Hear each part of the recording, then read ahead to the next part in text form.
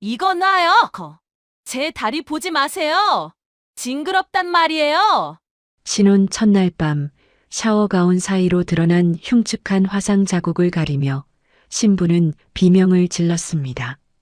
돈 때문에 팔려왔다는 죄책감, 그리고 장애인이라는 수치심에 그녀는 바들바들 떨었습니다. 하지만 차갑기로 소문난 남편의 반응은 뜻밖이었습니다. 찾았다. 드디어 찾았어. 내가 평생을 찾아 헤맨 내 생명의 은인. 남편은 혐오스러운 표정 대신 신부의 흉터난 다리에 얼굴을 묻고 오열하기 시작했습니다.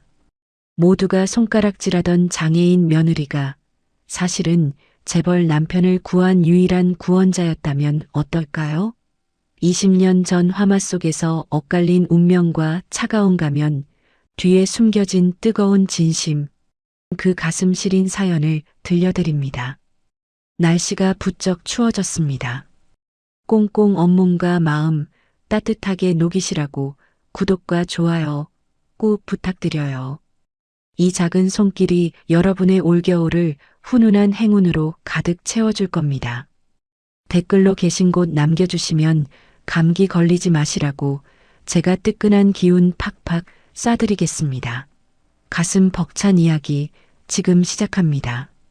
서울 강남의 최고급 호텔 예식장 로비가 때 아닌 섬광으로 뒤덮였습니다. 수십 대의 카메라 플래시가 기관총처럼 터지며 신랑과 신부의 눈을 멀게 할 듯 쏟아졌습니다. 레드카펫 위로 쏟아지는 하얀 조명은 축복이라기보다 취조실의 불빛처럼 날카로웠습니다.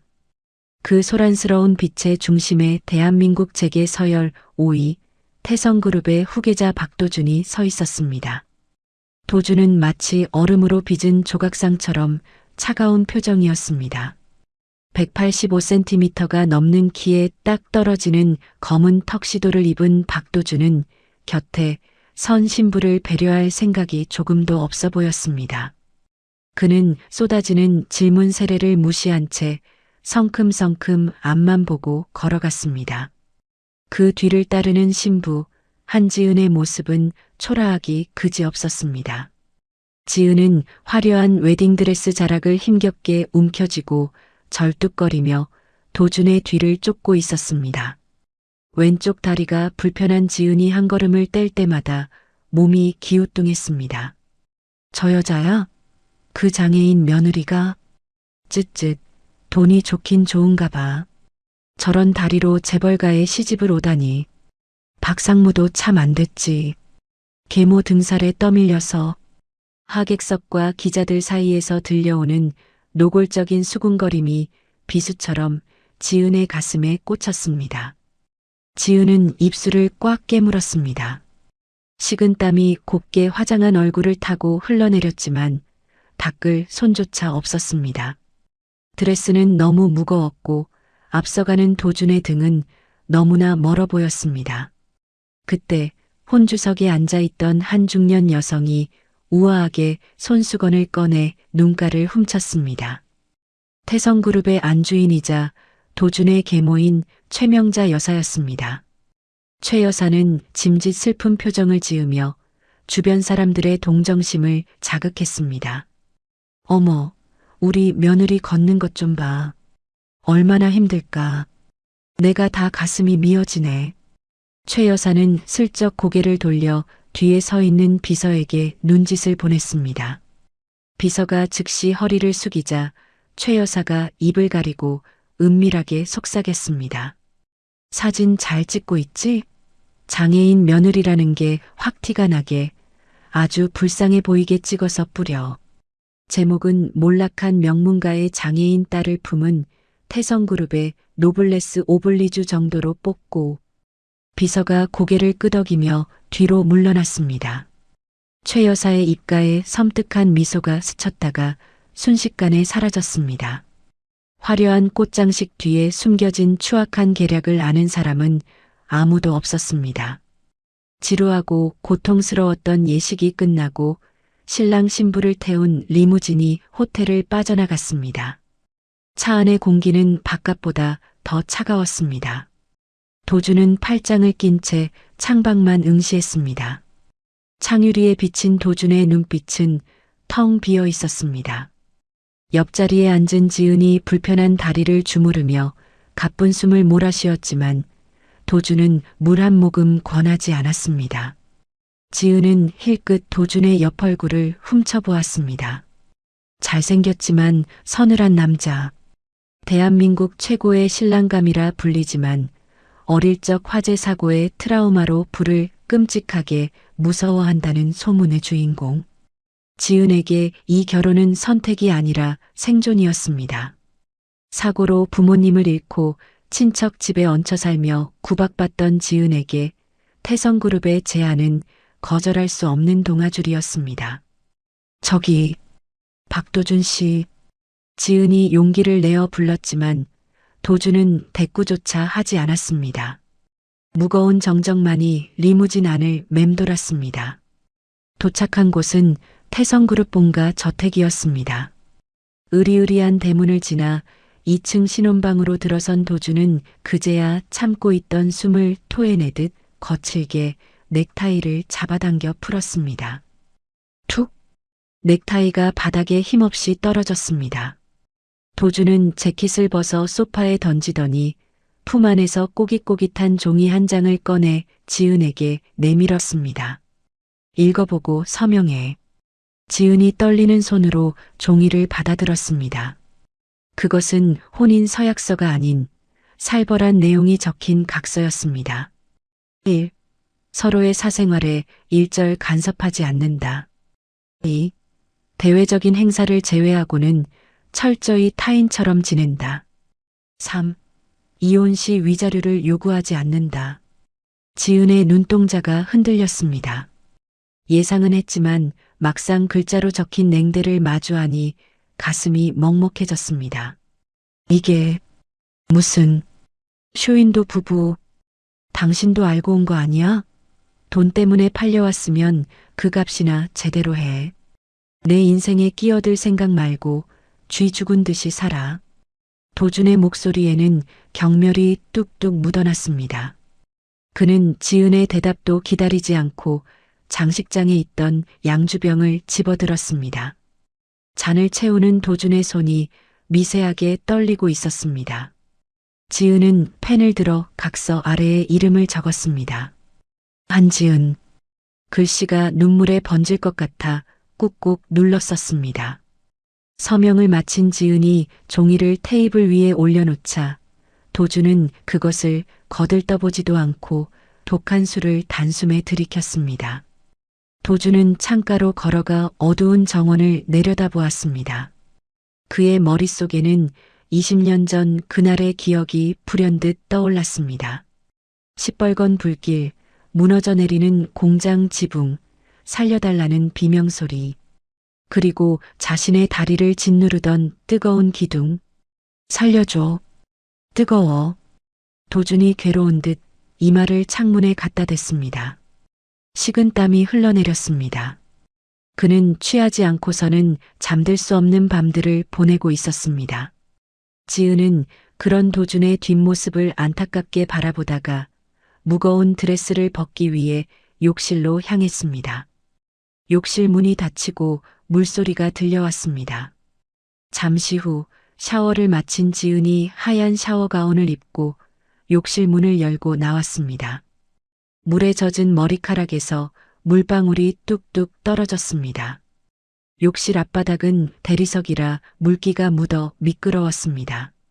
지은이 한 걸음을 내딛는 순간이었습니다. 아! 지은의 발이 바닥에 떨어져 있던 도준의 넥타이를 밟고 말았습니다. 불편한 다리가 중심을 잃으며 휘청거렸습니다. 몸이 뒤로 넘어가며 허공을 갈랐습니다. 쿵!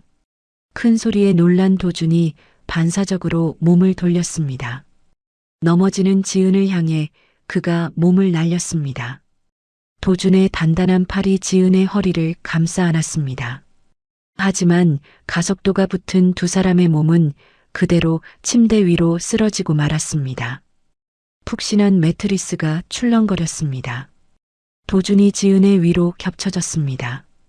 샴푸 향기와 알코올 냄새가 묘하게 뒤섞였습니다. 그때였습니다.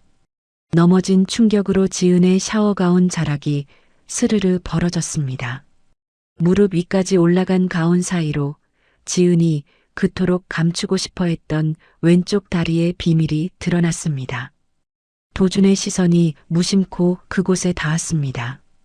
그리고 도준의 동공이 지진이라도 난 듯 격렬하게 흔들렸습니다. 지은의 왼쪽 허벅지부터 종아리까지 뱀이 기어가듯 흉측하고 붉게 엉겨붙은 화상 자국이 선명하게 새겨져 있었습니다. 그것은 단순한 상처가 아니었습니다. 살이 녹아내리고 다시 굳어지며 만들어진 참혹한 고통의 지도였습니다. 이건 도준의 입술이 파르르 떨렸습니다. 시간이 멈춘 것 같았습니다. 도준의 눈앞에 20년 전 그날의 환영이 겹쳐졌습니다. 불타는 공장 창고 안, 무너진 자재 더미에 깔려 꼼짝 못하던 어린 도준. 숨이 막혀오는 연기 속에서 누군가 그를 감싸 안았습니다. 자신보다 더 작고 여린 소녀였습니다. 소녀는 불타는 나무 기둥이 도준의 다리로 떨어지는 것을 온몸으로 막아냈습니다. 안 돼. 으앙. 소녀의 다리에 불이 옮겨 붙었습니다. 치익, 살 타는 냄새와 함께 소녀의 비명이 도준의 귓가에 끔찍하게 울렸습니다. 그 소녀의 다리에 생기던 흉터, 붉게 타들어가며 살이 지지겨지던 그 모습이 지금 눈앞에 있는 지은의 흉터와 퍼즐 조각처럼 완벽하게 일치했습니다. 도준이 홀린 듯 손을 뻗었습니다. 그의 손끝이 지은의 흉터에 닿았습니다. 울퉁불퉁하고 딱딱한 촉감이 전해졌습니다. 지은은 쏘스라치게 놀라며 가온을 여미려 했습니다. 수치심에 얼굴이 붉게 달아올랐습니다. 보지 마세요. 징그러워요. 지은이 도준을 밀어내려 했지만 도준은 꼼짝도 하지 않았습니다. 오히려 도준의 손이 지은의 손목을 꽉 붙잡았습니다. 도준의 눈에는 눈물이 가득 고여 있었습니다.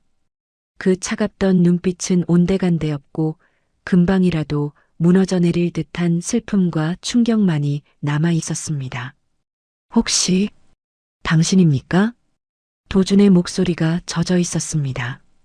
20년 전 성수동 공장 화재, 거기에 있었어? 지은의 눈이 커졌습니다. 도준이 그 사실을 기억할 리 없다고 생각했습니다. 그저 스쳐 지나가는 인연이었을 뿐이라고, 자신은 그저 잊혀진 아이일 뿐이라고 믿었습니다. 그걸 어떻게? 지은의 떨리는 목소리가 긍정의 대답이었습니다. 도준의 심장이 쿵 하고 내려앉았습니다. 평생을 찾아 헤맸던 생명의 은인, 꿈속에서도 미안하다고 울부짖었던 그 소녀가 자신이 돈 때문에 팔려왔다고 경멸했던 바로 이 여자였다니. 도준은 침대에서 내려와 바닥에 무릎을 꿇었습니다. 재계의 황태자라 불리는 남자가 초라한 장애인 아내 앞에 무릎을 꿇은 것입니다. 지은이 입을 틀어막았습니다. 도준은 지은의 흉터 위에 자신의 이마를 갖다 댔습니다. 뜨거운 눈물이 지은의 다리를 적셨습니다. 미안해, 지은아. 내가 널 못 알아봤어. 나 때문에. 나 살리려다가 이렇게 된 건데. 도준이 오열했습니다. 20년 동안 가슴속에 응어리져 있던 죄책감이 터져나왔습니다. 지은을 장애인이라 비웃었던 자신의 오만함이 칼이 되어 심장을 찔렀습니다. 지은의 눈에서도 눈물이 주르륵 흘러내렸습니다. 그녀는 떨리는 손을 들어 도준의 머리카락을 조심스럽게 쓰다듬었습니다. 살아줘서 고마워요. 그거면 됐어요. 도준이 고개를 들었습니다. 눈물 범벅이 된 얼굴로 지은을 바라보았습니다. 하지만 이내 그의 표정이 진지하게 변했습니다. 문 밖에서 누군가의 인기척이 느껴졌기 때문입니다. 최 여사가 심어둔 감시자들이 분명했습니다. 도준이 벌떡 일어나 방문으로 다가갔습니다. 그는 문이 굳게 잠겨 있는지 다시 한번 확인하고 이중 잠금 장치까지 걸었습니다. 그리고 다시 지은에게 다가와 그녀의 어깨를 꽉 잡았습니다. 목소리를 낮추어 속삭였습니다. 들어, 지은아. 오늘 밤 일은 아무도 알아선 안 돼. 특히 어머니. 최명자 여사가 알면 널 가만두지 않을 거야. 도준의 눈빛에서 섬뜩한 기운이 느껴졌습니다. 네가 내 은인이라는 걸 알면 그 여자는 널 다시 해치려 들 거야. 그러니까 숨겨야 해. 내가 널 지킬 수 있을 때까지. 철저하게 우리 둘만의 비밀로 해야 해. 지은은 영문을 몰라 두려웠지만 도준의 눈빛이 너무나 간절해서 고개를 끄덕일 수밖에 없었습니다. 방문을 잠가. 그리고 절대 열어주지 마. 오늘부터 우리는 세상 사람들을 완벽하게 속여야 해. 도준은 지은의 손을 자신의 심장에 가져다 댔습니다. 쿵쿵거리는 심장 박동이 지은의 손바닥을 통해 전해졌습니다. 그것은 20년 전 불길 속에서 살아남은 두 생존자의, 그리고 이제 막 시작된 운명적인 공범자들의 심장 소리였습니다. 어둠이 짙게 깔린 신혼방 닫힌 문 뒤에서 두 사람의 진짜 이야기가 시작되고 있었습니다. 다음 날 아침 7시 태성그룹 본가 저택의 아침 식사 시간은 숨이 막힐 듯한 정적으로 시작되었습니다. 샹들리에의 화려한 불빛이 대리석 식탁을 비추고 있었지만 그곳에 흐르는 공기는 한겨울의 칼바람보다 차가웠습니다. 박도준은 식탁 상석에 앉아 무표정한 얼굴로 신문을 넘기고 있었습니다. 어젯밤 지은 앞에서 무릎 꿇고 오열하던 남자의 모습은 온데간데 없었습니다. 그는 완벽하게 다림질된 슈트만큼이나 빈틈없고 냉랭한 가면을 다시 쓰고 있었습니다. 그 맞은편에는 계모 최명자 여사가 앉아 우아하게 커피를 마시고 있었습니다. 그녀의 눈동자는 먹잇감을 노리는 뱀처럼 번들거렸습니다. 타박, 타박. 불규칙한 발소리가 들리고 한지은이 식당으로 들어섰습니다. 지은은 불편한 다리 때문에 걸음걸이가 느렸습니다. 그녀의 얼굴은 밤새 한숨도 못 잔 듯 퀭했고 눈가는 붉게 부어 있었습니다. 죄송합니다. 늦었습니다. 지은이 고개를 숙이며 사과했습니다. 하지만 도준은 신문에서 눈을 떼지 않았습니다. 마치 투명 인간이라도 들어온 듯 철저하게 무시했습니다. 최 여사가 커피잔을 소리나게 내려놓으며 입을 열었습니다. 새 사람이 들어왔으니 집안 법도부터 배워야지. 아침 7시면 늦은 시간이야. 이 집 며느리는 새벽 5시에 일어나서 아침 문안 인사 올리는 게 기본이다. 네, 명심하겠습니다. 그리고 내 짐은 다 옮겼니? 지은이 당황한 듯 눈을 깜빡였습니다. 짐이라니요? 저는 2층 방에. 최 여사가 코웃음을 쳤습니다. 거긴 도준이 방이고 너 같은 게 감히 내 아들이랑 같은 침대를 쓰겠다고 생각한 건 아니겠지? 1층 부엌 옆에 창고방 하나 비워뒀으니 그리로 옮겨라. 주제에 맞게 살아야지. 지은의 얼굴이 하얗게 질렸습니다. 창고방이라니 사실상 하녀 취급을 하겠다는 선전포고나 다름없었습니다. 지은이 도움을 요청하듯 도준을 바라보았습니다. 하지만 도준은 여전히 신문만 보고 있었습니다. 지은은 입술을 깨물며 자리에서 일어났습니다. 알겠습니다. 지금 옮기겠습니다. 지은이 무거운 캐리어를 들고 절뚝거리며 식당을 나설 때였습니다. 문가에 서 있던 최 여사의 비서가 슬그머니 발을 뻗었습니다. 탁! 지은의 발이 비서의 구두코에 걸렸습니다. 중심을 잃은 지은이 비명을 지를 새도 없이 바닥으로 곤두박질 쳤습니다. 쿵! 무거운 캐리어가 지은의 손을 짓눌렀고 지은은 바닥에 엎어진 채 신음했습니다. 무릎이 깨졌는지 스타킹 위로 붉은 피가 배어 나왔습니다. 어머, 조심 좀 하지. 보는 눈이 없나 봐? 비서가 뻔뻔하게 비웃으며 말했습니다. 그 순간 신문을 쥐고 있던 도준의 손등에 파란 힘줄이 솟아올랐습니다. 종이가 구겨지는 소리가 났습니다. 도준은 당장이라도 달려가 비서의 멱살을 잡고 싶었습니다. 하지만 그는 이를 악물고 참아냈습니다. 지금 감정을 드러내면 최 여사는 지은을 더욱 집요하게 괴롭힐 것이 뻔했기 때문입니다. 도준은 천천히 신문을 접어 식탁 위에 올려놓았습니다. 그리고 넘어져 있는 지은에게 눈길 한 번 주지 않고 자리에서 일어났습니다. 출근하겠습니다. 아침부터 소란스럽게 하지 마세요. 도준의 차가운 목소리에 지은은 가슴이 무너져 내리는 것 같았습니다. 어젯밤에 그 따뜻했던 눈물과 약속은 모두 꿈이었던 걸까요? 도준은 뒤도 돌아보지 않고 식당을 빠져나갔습니다. 도준이 사라지자 최 여사는 본색을 드러냈습니다. 비서야, 세탁기 코드 뽑아라. 네, 세탁기를요? 그래, 고장났다고 해. 오늘부터 이불 빨래는 새 며느리 몫이야. 손으로 빡빡 문질러 빨아야 때가 빠지지. 최 여사의 지시에 지은은 산더미처럼 쌓인 겨울용 이불들을 마당으로 옮겨야 했습니다.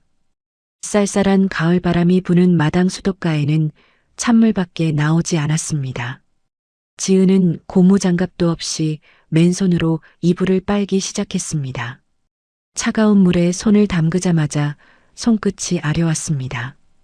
비누거품을 내고 무거운 이불을 밟고 치대는 동안 지은의 손은 벌겋게 부르트고 터지기 시작했습니다. 지은이 허리를 펴며 신음했습니다. 불편한 다리로 쪼그려 앉아 빨래를 하는 것은 고문이나 다름없었습니다. 다리에 화상 흉터가 당겨오며 끔찍한 통증이 밀려왔습니다. 그때 2층 테라스에서 찰칵거리는 소리가 들렸습니다. 최 여사의 비서가 휴대폰으로 지은의 처참한 모습을 촬영하고 있었습니다.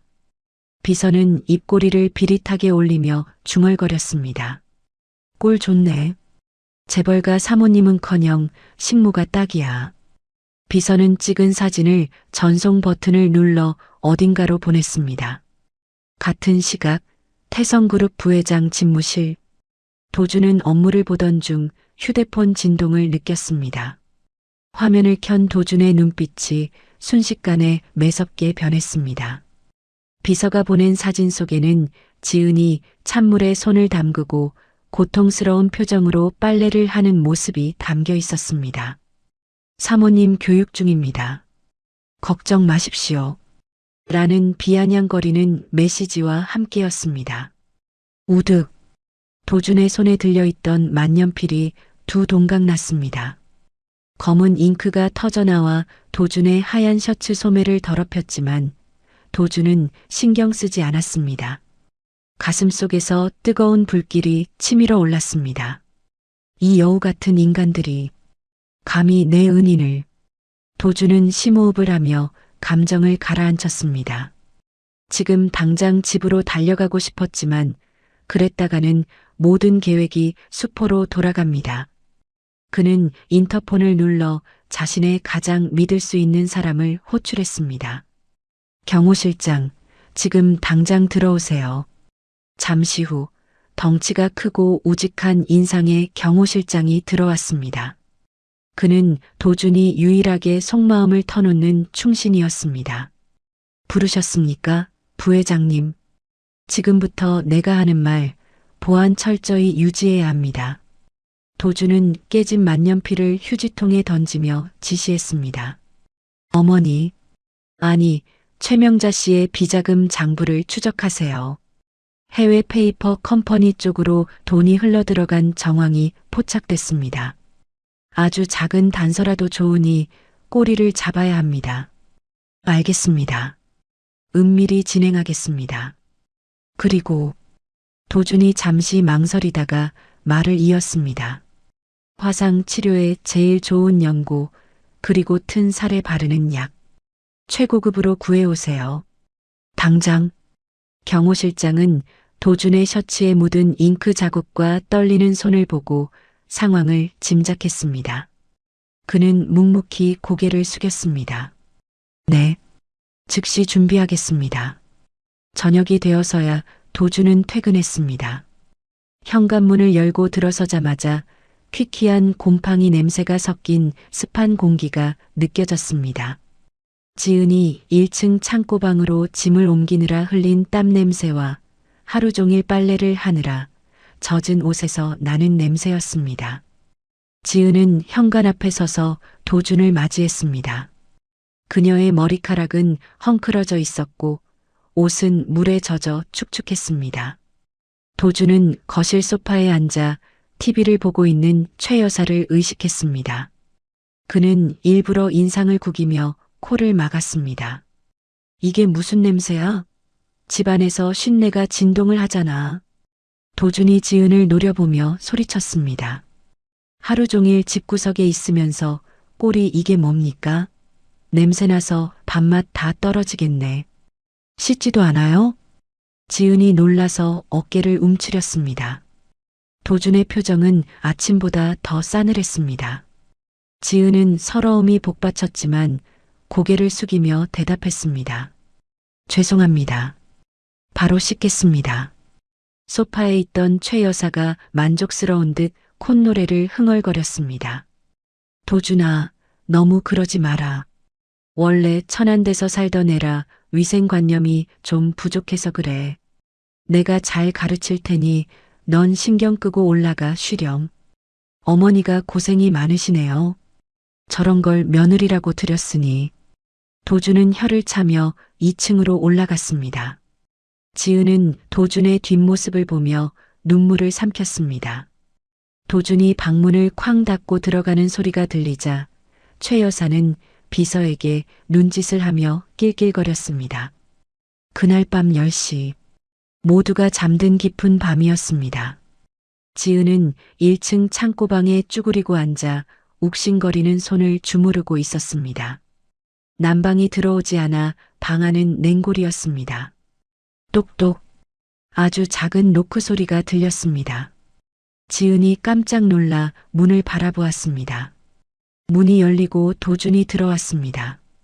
그는 소리가 나지 않게 조심스럽게 문을 닫고 안쪽에서 잠금 장치를 걸었습니다. 지은이 자리에서 일어나려 하자 도준이 검지를 입술에 대며 쉿하는 신용을 했습니다. 도준은 품 안에서 작은 약통과 붕대 그리고 쪽지 한 장을 꺼냈습니다. 도준은 차가운 바닥에 앉아 지은의 손을 자신의 무릎 위에 올렸습니다. 아침까지만 해도 멀쩡했던 지은의 손은 퉁퉁 부어 있었고 곳곳이 터져 피가 맺혀 있었습니다. 도준의 눈가가 순식간에 붉어졌습니다. 도준은 지은의 손바닥에 쪽지를 펴서 보여주었습니다. 방 안에 도청 장치가 있을 수 있어. 말하지 말고 눈으로만 봐요. 지은이 놀란 눈으로 도준을 바라보았습니다. 도준은 고개를 끄덕이며 다음 문장을 가리켰습니다. 미안해요. 낮에는 연기한 거예요. 당신을 지키려면 어쩔 수 없었어요. 조금만 참아줘요. 내가 반드시 갚아줄게. 지은의 눈에서 눈물이 주르륵 흘러내렸습니다. 낮 동안 겪었던 모멸감과 서러움이 도준의 진심 어린 눈빛 하나에 눈 녹듯 사라졌습니다.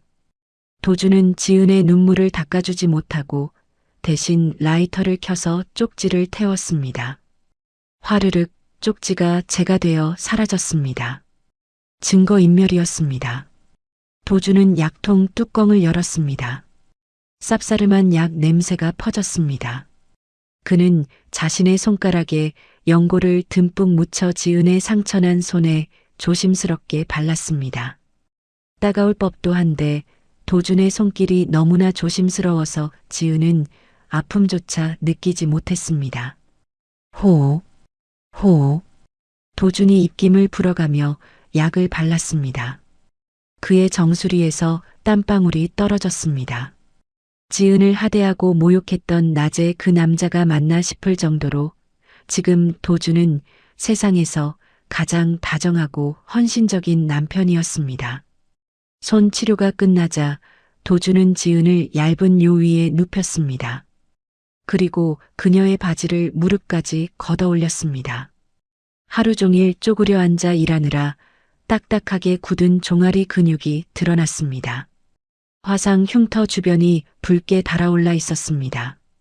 도주는 인터넷으로 밤새 공부했던 화상 환자 재활 마사지를 시작했습니다.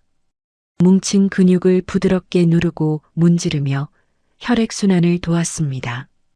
도준의 따뜻한 손 온기가 지은의 차가운 다리에 전해졌습니다. 지은은 입을 벙긋거리며 무성 영화처럼 말했습니다. 고마워요. 도준도 미소 지으며 눈빛으로 대답했습니다. 내가 더 고마워. 살아있어줘서. 창고방 안에는 숨소리조차 들리지 않는 고요함만이 흘렀지만 두 사람의 마음은 그 어느 때보다 시끄럽게 서로를 향해 외치고 있었습니다. 사랑한다고, 지켜주겠다고. 한편 2층 복도.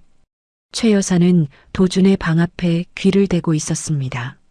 하지만 방 안에서는 아무런 소리도 들리지 않았습니다. 도준이 지은의 방에 갔을 거라는 상상은 꿈에도 하지 못한 채 최 여사는 도준이 혼자 자고 있다고 확신했습니다. 역시 도준이가 저런 불구한테 마음을 줄 리가 없지.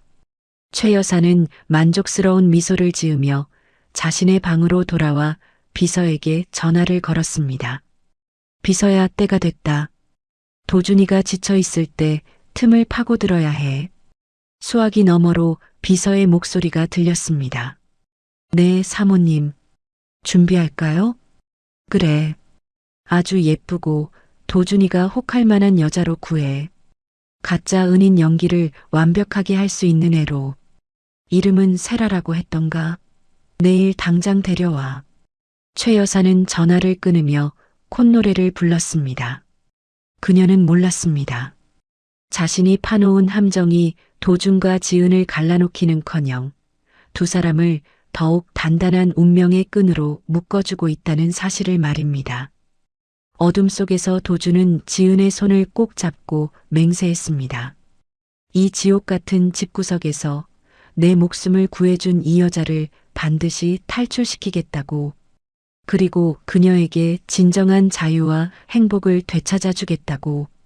도준의 눈이 어둠 속에서 맹수처럼 번뜩였습니다. 반격의 서막이 오르고 있었습니다. 며칠 뒤 서울의 밤하늘을 수놓는 화려한 조명 아래 태성그룹 창립 50주년 기념 파티가 열렸습니다. 호텔 그랜드 볼룸은 대한민국 정재계 인사들로 발 디딜 틈이 없었습니다.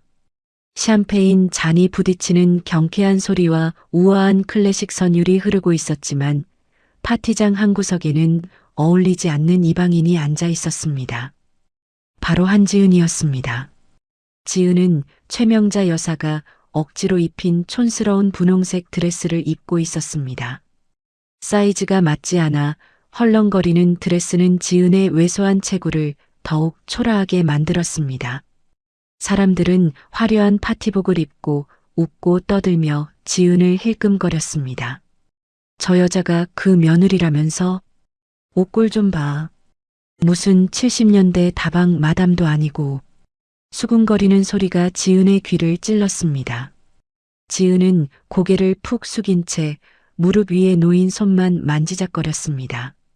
박도준은 파티장 중앙에서 손님들을 맞이하고 있었지만 최 여사의 감시 때문에 지은에게 다가오지 못했습니다. 도준의 시선이 자꾸만 구석에 있는 지은에게 머물렀다가 떨어지기를 반복했습니다. 잠시 후 조명이 어두워지고 무대 위로 스포트라이트가 쏟아졌습니다. 마이크를 잡은 최 여사가 등장했습니다. 그녀는 붉은색 벨벳 드레스를 입고 승리자처럼 당당하게 서 있었습니다. 존경하는 내외 귀빈 여러분, 오늘 우리 태성그룹의 기쁜 날을 맞아 제가 아주 특별한 손님을 한 분 모셨습니다. 최 여사가 뜸을 들이며 도준을 바라보았습니다. 도준의 미간이 살짝 찌푸려졌습니다. 20년 전 불의의 화재 사고로 우리 아들 도준이가 목숨을 잃을 뻔했던 일을 기억하실 겁니다. 그때 도준이를 구해주고 호련히 사라졌던 생명의 은인을 드디어 제가 찾아냈습니다. 장내가 술렁거렸습니다. 도준의 눈이 커졌습니다. 은인을 찾다니, 진짜 은인은 저 구석에 앉아 있는데 이게 무슨 소리일까요? 나와주세요, 세라 양. 웅장한 음악과 함께 무대 뒤에서 한 여자가 걸어 나왔습니다. 모델처럼 큰 키에 화려한 미모를 자랑하는 여자, 세라였습니다. 세라는 명품 드레스를 입고 우아하게 손을 흔들며 등장했습니다. 사람들의 박수가 쏟아졌습니다. 세라는 무대 중앙으로 걸어 나와 눈물을 글썽이는 연기를 시작했습니다. 안녕하세요. 저는 20년 전 그 불길 속에서 도준 씨를 구했던 세라라고 합니다. 세라가 떨리는 손으로 핸드백에서 무언가를 꺼냈습니다. 그것은 불에 그을려 검게 변한 낡은 명찰이었습니다. 명찰에는 희미하게 박도준이라는 이름이 새겨져 있었습니다. 이 명찰, 도준 씨가 쓰러져 있을 때 떨어뜨린 걸 제가 주었어요. 언젠가 주인에게 돌려줘야겠다고 생각해서 20년 동안 부적처럼 간직해 왔습니다. 세라의 애절한 고백에 여기저기서 탄성이 터져 나왔습니다. 감동적인 재회 장면에 사람들은 눈시울을 붉혔습니다. 최 여사는 만족스러운 표정으로 도준을 무대 위로 불렀습니다. 도준아, 어서 올라와라. 내 은인이잖니. 도준은 천천히 무대 위로 걸어 올라갔습니다. 그의 시선이 세라가 든 명찰에 고정되었습니다. 도준은 가까이 다가가 명찰을 확인했습니다. 타다만 흔적이 역력했지만 그것은 분명 자신의 이름이 적힌 명찰이었습니다. 하지만 도준의 눈빛이 순간 차갑게 가라앉았습니다. 그는 명찰의 재질을 확인했습니다. 싸구려 플라스틱이었습니다. 도준이 기억하는 자신의 명찰은 학교에서 특별 주문 제작한 특수 금속 재질이었습니다. 불에 타서 노그런정, 저렇게 플라스틱처럼 눌어붙지는 않는 물건이었습니다. 가짜구나. 도준은 단번에 알아챘습니다. 최 여사가 어디선가 사기꾼을 데려와 연극을 꾸미고 있다는 것을요. 당장이라도 가짜라고 소리치고 싶었지만 도준은 꾹 참았습니다. 지금 판을 엎으면 최 여사가 더 교묘하게 빠져나갈 것이 뻔했기 때문입니다. 도준은 짐짓 감동한 척하며 세라의 손을 잡았습니다. 정말 당신입니까? 살아있어줘서 고맙습니다. 도준의 연기에 최 여사는 회심의 미소를 지었습니다. 도준이 속아 넘어갔다고 확신한 것입니다. 무대 행사가 끝나고 최 여사는 세라를 도준의 바로 옆자리 상석에 앉혔습니다. 그리고 구석에 있던 지은을 손짓으로 불렀습니다. 예, 며느리야. 여기 와서 인사해라. 도준이 생명의 은인이시다. 지은이 절뚝거리며 테이블로 다가왔습니다. 세라는 도준의 팔짱을 끼고 지은을 위아래로 훑어보았습니다. 경멸이 담긴 눈빛이었습니다. 어머, 이분이 사모님이세요? 듣던 대로 몸이 많이 불편해 보이시네요. 세라가 비웃으며 말했습니다. 지은은 입술을 깨물며 고개를 숙였습니다. 진짜 은인인 자신을 앞에 두고 가짜가 행세하는 꼴이라니 기가 막혔지만 나설 수 없었습니다. 도준이 비밀을 지키라고 당부했으니까요. 최 여사가 지은에게 빈 와인잔을 가리켰습니다. 손님이 오셨는데 멀뚱히 서 있을 거니? 와인이라도 한 잔 따라 드려야지.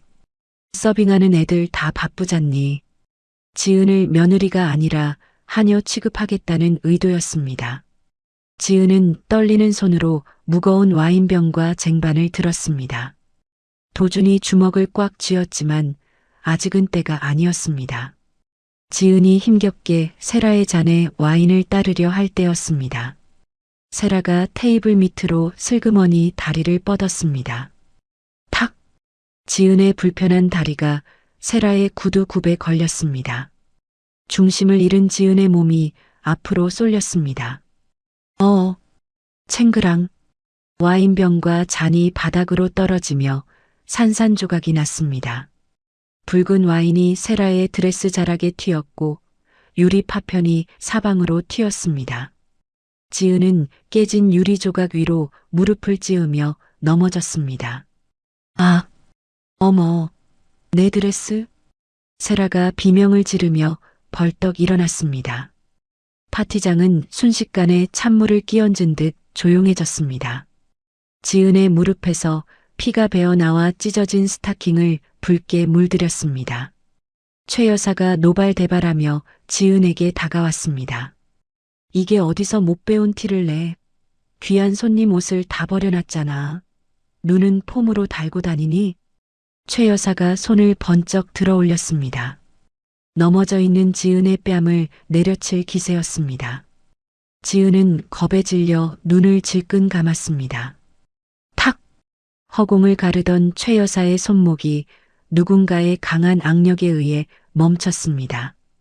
최 여사가 놀란 눈으로 고개를 돌렸습니다. 박도준이었습니다. 도준은 더 이상 참을 수 없다는 듯 분노로 이글거리는 눈빛으로 최 여사를 내려다보고 있었습니다. 그만하시죠, 어머니. 도준의 목소리는 낮았지만 파티장 전체를 울릴 만큼 위압적이었습니다. 그는 최 여사의 손을 거칠게 뿌리쳤습니다. 도준아, 네가 감히 어미한테. 어미요? 며느리를 하녀 취급하고 사기꾼을 데려와 아들을 속이려 드는 게 어머니입니까? 뭐라고? 사기꾼이라니. 최 여사가 당황해서 소리쳤습니다. 사람들의 시선이 도준에게 집중되었습니다. 도준은 싸늘한 표정으로 세라에게 다가갔습니다. 세라는 겁에 질려 뒷걸음질 쳤습니다. 도준 씨, 왜 그러세요? 저 은인이에요. 이 명찰 못 보셨어요? 세라가 타다 만명찰을 흔들어 보였습니다. 도준이 코웃음을 쳤습니다. 그 명찰 어디서 구했는지는 모르겠지만 조잡하군요. 제가 학교 다닐 때 썼던 명찰은 특수 티타늄 합금이었습니다. 불에 타도 절대 녹지 않죠. 그런데 당신이 들고 있는 건 싸구려 플라스틱이네요. 라이터로 살짝만 지져도 녹아내리는. 세라의 얼굴이 사색이 되었습니다. 그녀는 명찰을 등 뒤로 감췄습니다. 하객들이 웅성거리는 소리가 커졌습니다. 도준은 멈추지 않았습니다. 그는 주머니에서 스마트폰을 꺼내 화면을 띄워 세라의 눈앞에 들이밀었습니다. 그리고 이게 20년 전 사고 당시 구조자의 의료 기록입니다. 저를 구했던 소녀는 다리에 3도 화상을 입었습니다. 피부 이식 수술을 받아야 할 정도로 심각한 상처였죠. 도준의 시선이 세라의 매끈한 다리로 향했습니다. 짧은 드레스 아래 드러난 세라의 다리는 흉터 하나 없이 깨끗했습니다. 그런데 당신 다리는 너무 깨끗하군요. 피부가 시술로 흉터를 지웠다고 변명할 텐가요? 근육이 녹아내린 흉터는 현대의학으로도 완벽하게 지울 수 없습니다. 지금 당장 치마를 걷어 올려 증명해 보시겠습니까? 세라는 아무 말도 못하고 입술만 달싹였습니다. 거짓말이 들통난 사기꾼의 초라한 말로였습니다. 어머니, 설명해 보시죠. 이 여자가 누굽니까? 도준이 최 여사를 노려보며 물었습니다. 최 여사는 얼굴이 불그락푸르락해져서 부들부들 떨었습니다. 네, 내가 속았나 보다. 어디서 감히 나를 속여? 최 여사는 꼬리 자르기를 시도하며 세라를 밀쳤습니다. 세라는 바닥에 털썩 주저앉았습니다. 도준은 더 이상 그들을 상대할 가치가 없다는 듯 몸을 돌렸습니다. 그는 깨진 유리 조각 위에 쓰러져 있는 지은에게 다가갔습니다. 지은은 피가 흐르는 무릎을 감싸 쥐고 울고 있었습니다. 도주는 망설임 없이 지은을 향해 허리를 숙였습니다. 그리고 단단한 두 팔로 지은을 번쩍 안아 올렸습니다. 소위 말하는 공주님 안기였습니다. 아! 지은이 놀라서 도준의 목을 감싸 안았습니다. 도준은 지은의 귓가에 작게 속삭였습니다. 미안해요. 늦어서. 도준은 하객들의 시선 따위는 아랑곳하지 않고 지은을 안은 채 당당하게 파티장을 가로질러 걸어갔습니다. 그의 발걸음에는 더 이상 망설임이 없었습니다. 가면을 벗어던진 남편의 모습은 그 어느 때보다 강인해 보였습니다. 파티장은 아수라장이 되었습니다. 주인공이 사라진 무대 위에는 수치심에 몸을 떠는 최 여사와 바닥에 주저앉은 세라만이 남겨졌습니다. 이 멍청한 것. 짝! 최 여사의 손바닥이 세라의 뺨을 강타했습니다. 날카로운 파열음이 울려 퍼졌습니다. 준비를 어떻게 했길래 그따위로 망신을 줘? 당장 내 눈앞에서 꺼져. 최 여사가 악을 썼습니다. 세라는 붉게 부어오른 뺨을 감싸 쥐고 도끼 어린 눈으로 최 여사를 올려다보았습니다. 그리고 깨진 와인잔 조각을 바라보며 이를 갈았습니다. 박도준. 그리고 그 절름발이. 가만 안 둬. 세라의 눈빛이 뱀처럼 차갑게 빛났습니다. 그녀는 이대로 물러날 생각이 없었습니다. 자신의 거짓말을 덮기 위해서, 그리고 자신에게 모욕을 준 대가를 치르게 하기 위해서 더 끔찍한 계획을 세우기 시작했습니다. 호텔 밖에는 차가운 밤 공기가 흐르고 있었습니다. 도준의 차에 탄 지은은 여전히 떨고 있었습니다. 도준은 넥타이를 풀어 지은의 피나는 무릎을 지혈했습니다. 하얀 넥타이가 붉게 물들었습니다. 많이 아파요? 도준이 걱정스런 눈빛으로 물었습니다. 지은은 고개를 저으며 미소 지었습니다. 아니요. 하나도 안 아파요. 고마워요, 도준 씨. 지은의 눈물이 도준의 손등 위로 떨어졌습니다. 도준은 지은의 차가운 손을 잡고 자신의 입가에 가져다 댔습니다. 그리고 나직하게 맹세했습니다. 이제 더 이상 숨지 않겠어. 정면으로 맞서서 당신을 지킬 거야. 그 누구도 당신을 함부로 대하지 못하게. 자동차 엔진 소리가 울리고 차는 어둠을 뚫고 앞으로 나아갔습니다. 두 사람의 손은 깍지 낀 채 풀리지 않았습니다. 폭풍우가 몰아치는 밤이었지만 차 안은 세상에서 가장 안전하고 따뜻한 요새였습니다. 다음 날 저녁 어둠이 짙게 깔린 서울 외곽의 국도 위를 검은색 세단 한 대가 미끄러지듯 달리고 있었습니다. 운전대를 잡은 박도준의 눈빛은 비장했습니다.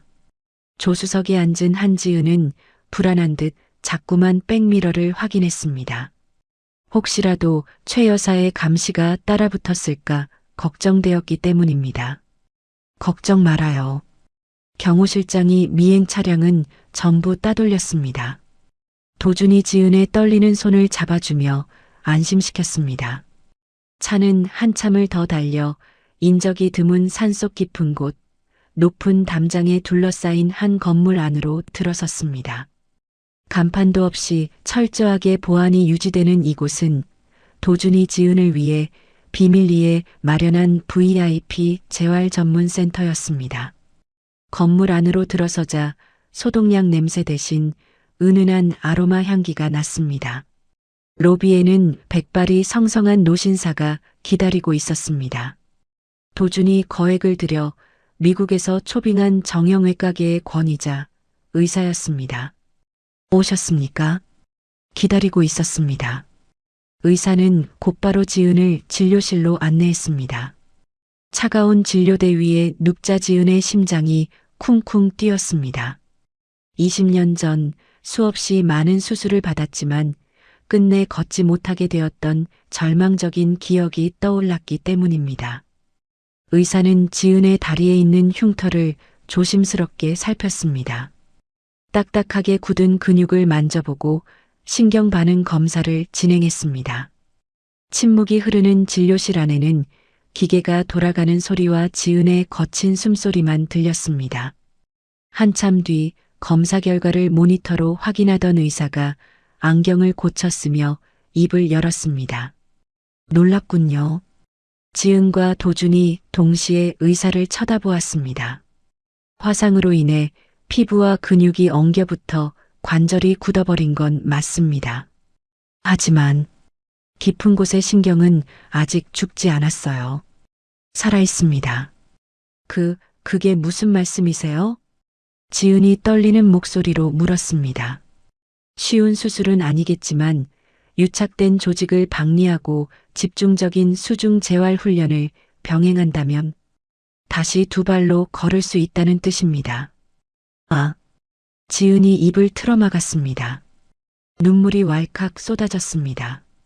평생 절름발이로 살아야 한다고 체념했었는데 거둘 수 있다니. 그것은 기적이었습니다. 도준이 지은을 와락 끌어안았습니다. 들었어? 지은아, 들었어? 걸을 수 있대. 당신 다시 걸을 수 있대. 도준의 눈시울도 붉어졌습니다. 지은은 도준의 품에 안겨 어린아이처럼 엉엉 울었습니다. 절망의 끝에서 마주한 희망은 너무나 눈부셨습니다. 그날부터 지은의 처절한 재활 훈련이 시작되었습니다. 수술은 성공적으로 끝났지만 진짜 싸움은 그때부터였습니다. 20년 동안 굳어있던 다리를 움직이는 건 뼈를 깎는 고통이었습니다. 재활치료실 수영장. 지은은 허리까지 오는 물속에서 난간을 잡고 식은땀을 흘리고 있었습니다. 한 걸음을 뗄 때마다 불에 타는 듯한 통증이 다리를 타고 올라왔습니다. 다리는 마음대로 움직여주지 않았고 자꾸만 물속으로 고꾸라졌습니다. 한 번만 더. 지은 씨, 할 수 있습니다. 딱 한 걸음만 더요. 의사가 밖에서 소리쳤습니다.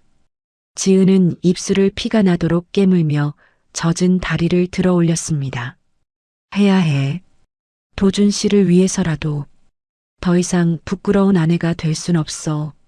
지은은 비명을 지르며 발을 내디뎠습니다. 물살이 출렁거렸습니다. 도준은 회사 일이 끝나면 만사를 제쳐두고 이곳으로 달려왔습니다. 차가 막히는 날에는 개인 헬기까지 동원해 병원 옥상에 착륙했습니다. 지은아. 땀 범벅이 되어 물속에서 허우적거리는 지은을 보며 도준이 달려왔습니다. 그는 양복 바지가 젖는 것도 아랑곳하지 않고 수영장 데크에 무릎을 꿇고 앉아 수건을 건넸습니다. 힘들면 쉬었다 해. 너무 무리하지 마. 아니에요. 할 수 있어요. 지은은 거친 숨을 몰아쉬며 고개를 저었습니다. 도준은 안쓰러운 마음에 지은의 젖은 머리카락을 넘겨주었습니다. 두 사람의 눈빛이 얽혔습니다. 그 눈빛 속에 담긴 신뢰와 사랑이 지은을 다시 일으켜 세우는 원동력이었습니다. 한편 태성그룹 본사에서는 또 다른 음모가 싹트고 있었습니다. 최 여사에게 뺨을 맞고 쫓겨난 세라가 도준의 집무실에 예고 없이 들이닥쳤습니다. 그녀는 가슴이 깊게 파인 붉은 원피스를 입고 진한 향수 냄새를 풍기며 들어왔습니다. 도준 씨, 일하느라 힘들죠? 제가 위로해 드리려고 왔어요. 세라가 교태 섞인 목소리로 말하며 도준의 책상 위로 걸터 앉았습니다. 그녀는 도준의 넥타이를 손가락으로 감으며 유혹적인 눈빛을 보냈습니다. 최 여사가 시킨 마지막 기회였습니다. 어떻게든 도준을 유혹해서 약점을 잡아야 했습니다. 하지만 도준은 서류에서 눈을 떼지 않았습니다. 비켜. 도준의 목소리는 영하의 날씨처럼 차가웠습니다. 에이, 그러지 말고. 그 장애인 여자랑 사는 거 지겹지 않아요? 나처럼 멀쩡하고 예쁜 여자가 여기 있는데. 세라가 도준의 얼굴에 손을 뻗으려던 순간이었습니다. 탁! 도준이 세라의 손목을 거칠게 쳐냈습니다.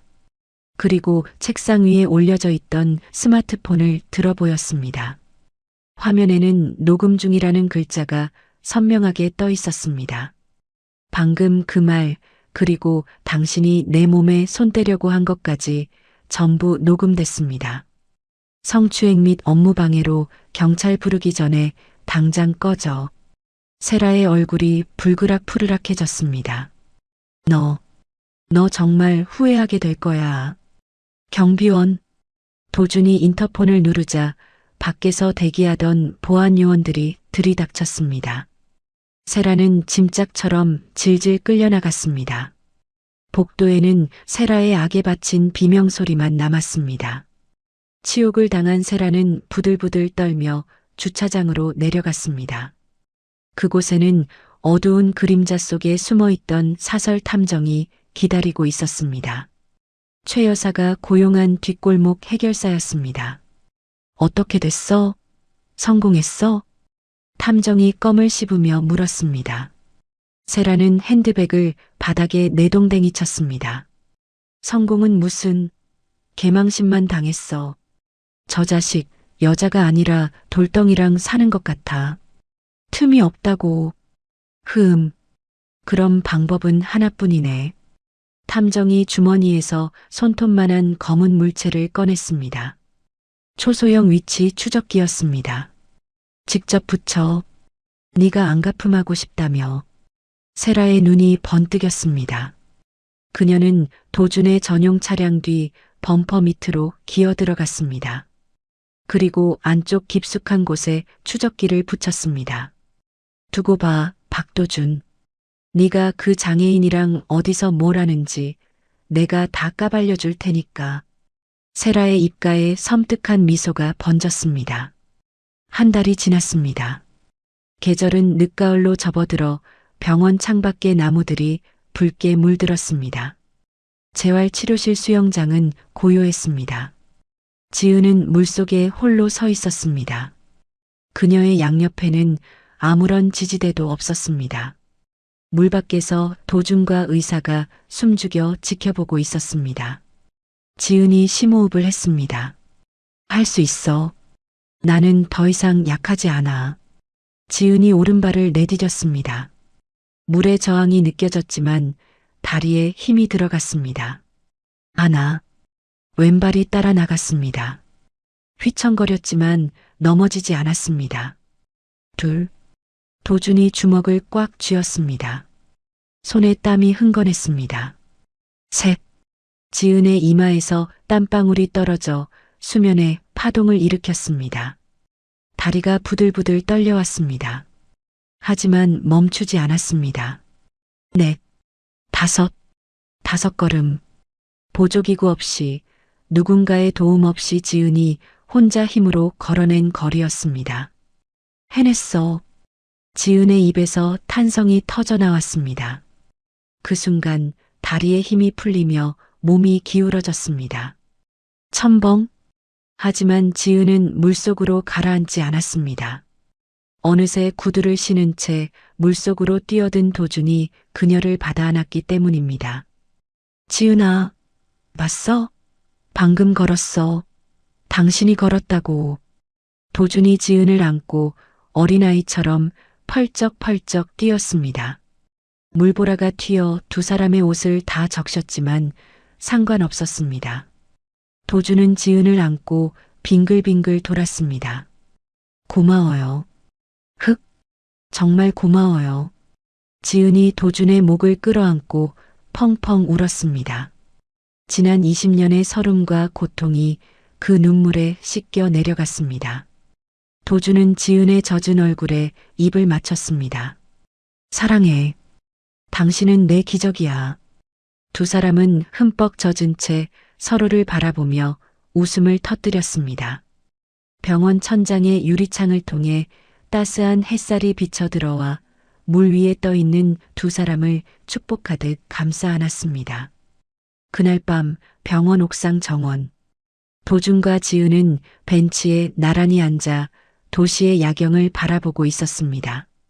쌀쌀한 바람이 불어오자 도준이 자신의 코트를 벗어 지은의 어깨에 덮어주었습니다. 지은은 이제 지팡이 없이도 제법 서 있을 수 있게 되었습니다.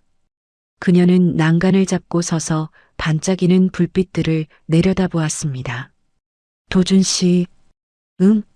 나 완전히 걷게 되면 제일 먼저 하고 싶은 게 있어요. 도준이 지은의 옆으로 다가와 섰습니다. 그게 뭔데?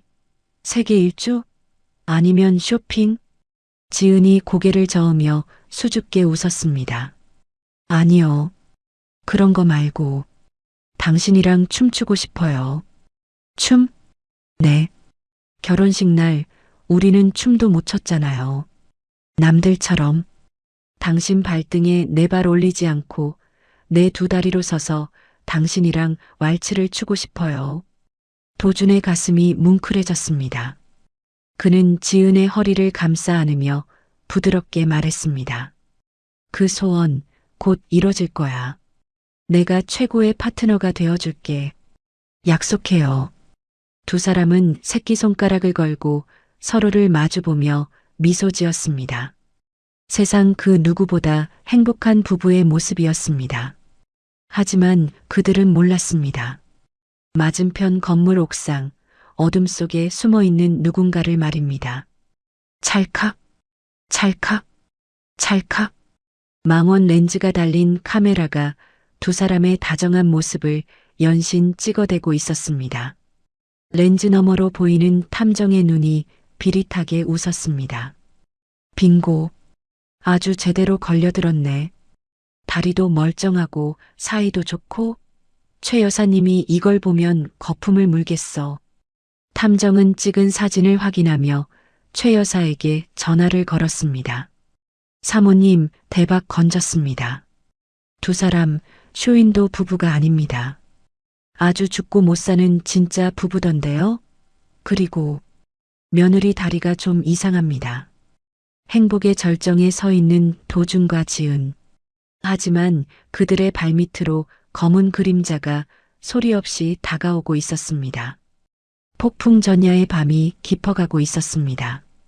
강원도로 향하는 굽이진 국도 위 칠흑 같은 어둠을 가르며 박도준의 차가 미끄러지듯 달리고 있었습니다. 차창 밖으로 보이는 풍경은 검은 숲뿐이었고 간간히 지나가는 가로등 불빛만이 차 안을 비췄다 사라지기를 반복했습니다. 조수석에 앉은 한지은은 안전벨트를 꽉 쥔 채 백미러를 힐끔거렸습니다. 뒤따라오던 검은색 승합차 한 대가 끈질기게 거리를 좁혀오고 있었기 때문입니다. 헤드라이트 불빛이 위협적으로 번뜩였습니다. 도준 씨, 저 차 계속 따라오는 것 같아요. 지은이 떨리는 목소리로 말했습니다. 도준의 눈빛이 매섭게 빛났습니다. 그는 이미 미행을 눈치채고 있었습니다. 최명자 여사가 보낸 감시자들이 분명했습니다. 걱정 마요. 꽉 잡아요. 도준이 핸들을 꽉 쥐며 가속 페달을 깊게 밟았습니다. 엔진이 굉음을 내며 포효했습니다. 도준은 핸들을 급하게 꺾어 좁은 샛길로 접어들었습니다. 타이어가 바닥을 긁으며 끼익하는 소음을 냈습니다. 미행 차량이 당황한 듯 속도를 줄이는 사이 도준은 가로등 하나 없는 숲길로 차를 몰아넣었습니다. 덜컹거리는 비포장도로였지만 도준의 운전 솜씨는 능숙했습니다. 그는 익숙한 듯 미로 같은 산길을 빠져나갔고 뒤따라오던 불빛은 어느새 어둠 속으로 사라졌습니다. 따돌렸어. 이제 안전해. 도준이 거친 숨을 고르며 지은의 손을 잡았습니다. 지은은 그제야 안도의 한숨을 내쉬었습니다. 차는 깊은 숲속, 높은 담장으로 둘러싸인 비밀 별장에 도착했습니다. 이곳은 도준의 돌아가신 친어머니가 남겨준 유일한 유산이자 도준이 세상의 눈을 피해 숨을 쉴 수 있는 유일한 안식처였습니다. 도준이 지은을 부축해 별장 안으로 들어갔습니다.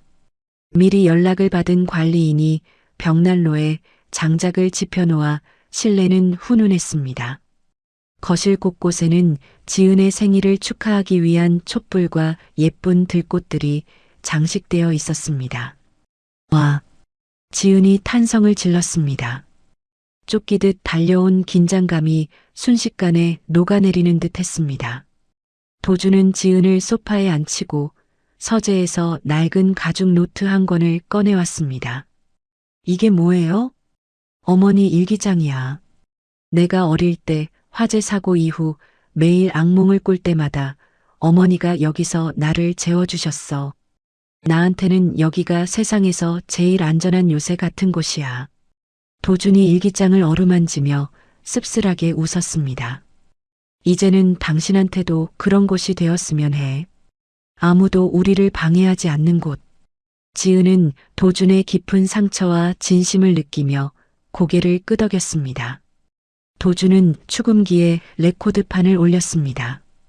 지직거리는 소리와 함께 감미로운 왈츠 선율이 흐르기 시작했습니다. 도준이 옷매무새를 다듬고 지은에게 정중하게 손을 내밀었습니다. 지은 씨, 저와 춤추시겠습니까? 지은의 심장이 두근거렸습니다. 재활 치료를 받으며 수없이 상상했던 순간이었습니다. 지은은 떨리는 손으로 도준의 손을 잡았습니다. 그리고 심호흡을 한번 크게 한 뒤 자리에서 일어났습니다. 지팡이도 도준의 부축도 없었습니다. 지은은 자신의 두 다리로 꼿꼿하게 섰습니다. 비록 다리에 힘이 들어가 부들부들 떨렸지만 그녀는 무너지지 않았습니다. 잘했어. 나만 믿고 따라와. 도준이 지은의 허리를 단단히 감싸 안았습니다. 두 사람은 음악에 맞춰 천천히 발을 떼었습니다. 하나, 둘, 셋. 하나, 둘, 셋.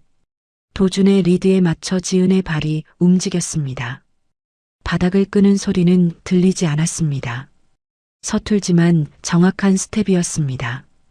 벽난로의 불빛이 춤추는 두 사람의 그림자를 길게 늘어뜨렸습니다. 지은은 도준의 어깨 너머로 보이는 창밖의 달빛을 보며 눈물을 흘렸습니다. 다리가 아프지 않았습니다. 아니, 아픔조차 느껴지지 않을 만큼 행복했습니다. 도준의 품은 세상 그 어떤 곳보다 따뜻했습니다. 음악이 끝날 무렵 도준이 춤을 멈추고 품 안에서 작은 상자를 꺼냈습니다. 상자 안에는 푸른빛이 영롱하게 감도는 사파이어 반지가 들어 있었습니다. 어머니 유품이야. 며느리가 생기면 꼭 주라고 하셨어. 도준이 지은의 왼손 약지에 반지를 끼워 주었습니다. 반지는 마치 원래 지은의 것이었던 것처럼 딱 맞았습니다. 지은아, 모든 일이 끝나면 우리 정식으로 결혼식 다시 올리자. 가짜 쇼윈도 부부 말고 진짜 부부로. 평생 내 곁에 있어 줄래? 지은은 흐르는 눈물을 닦지도 못하고 고개를 끄덕였습니다. 네, 그럴게요. 평생 당신 곁에 있을게요. 도준은 지은의 눈물을 닦아주며 입을 맞췄습니다. 타닥타닥 타오르는 장작불 소리와 두 사람의 심장 소리만이 별장을 채웠습니다. 그것은 폭풍우가 몰아치기 전 마지막으로 허락된 평화였습니다. 행복한 시간도 잠시 정막을 깨고 도준의 휴대폰이 요란하게 울렸습니다. 테이블 위에 올려둔 휴대폰 화면에는 비서실이라는 글자가 번쩍이고 있었습니다. 도준이 미간을 찌푸리며 전화를 받았습니다. 박도준입니다.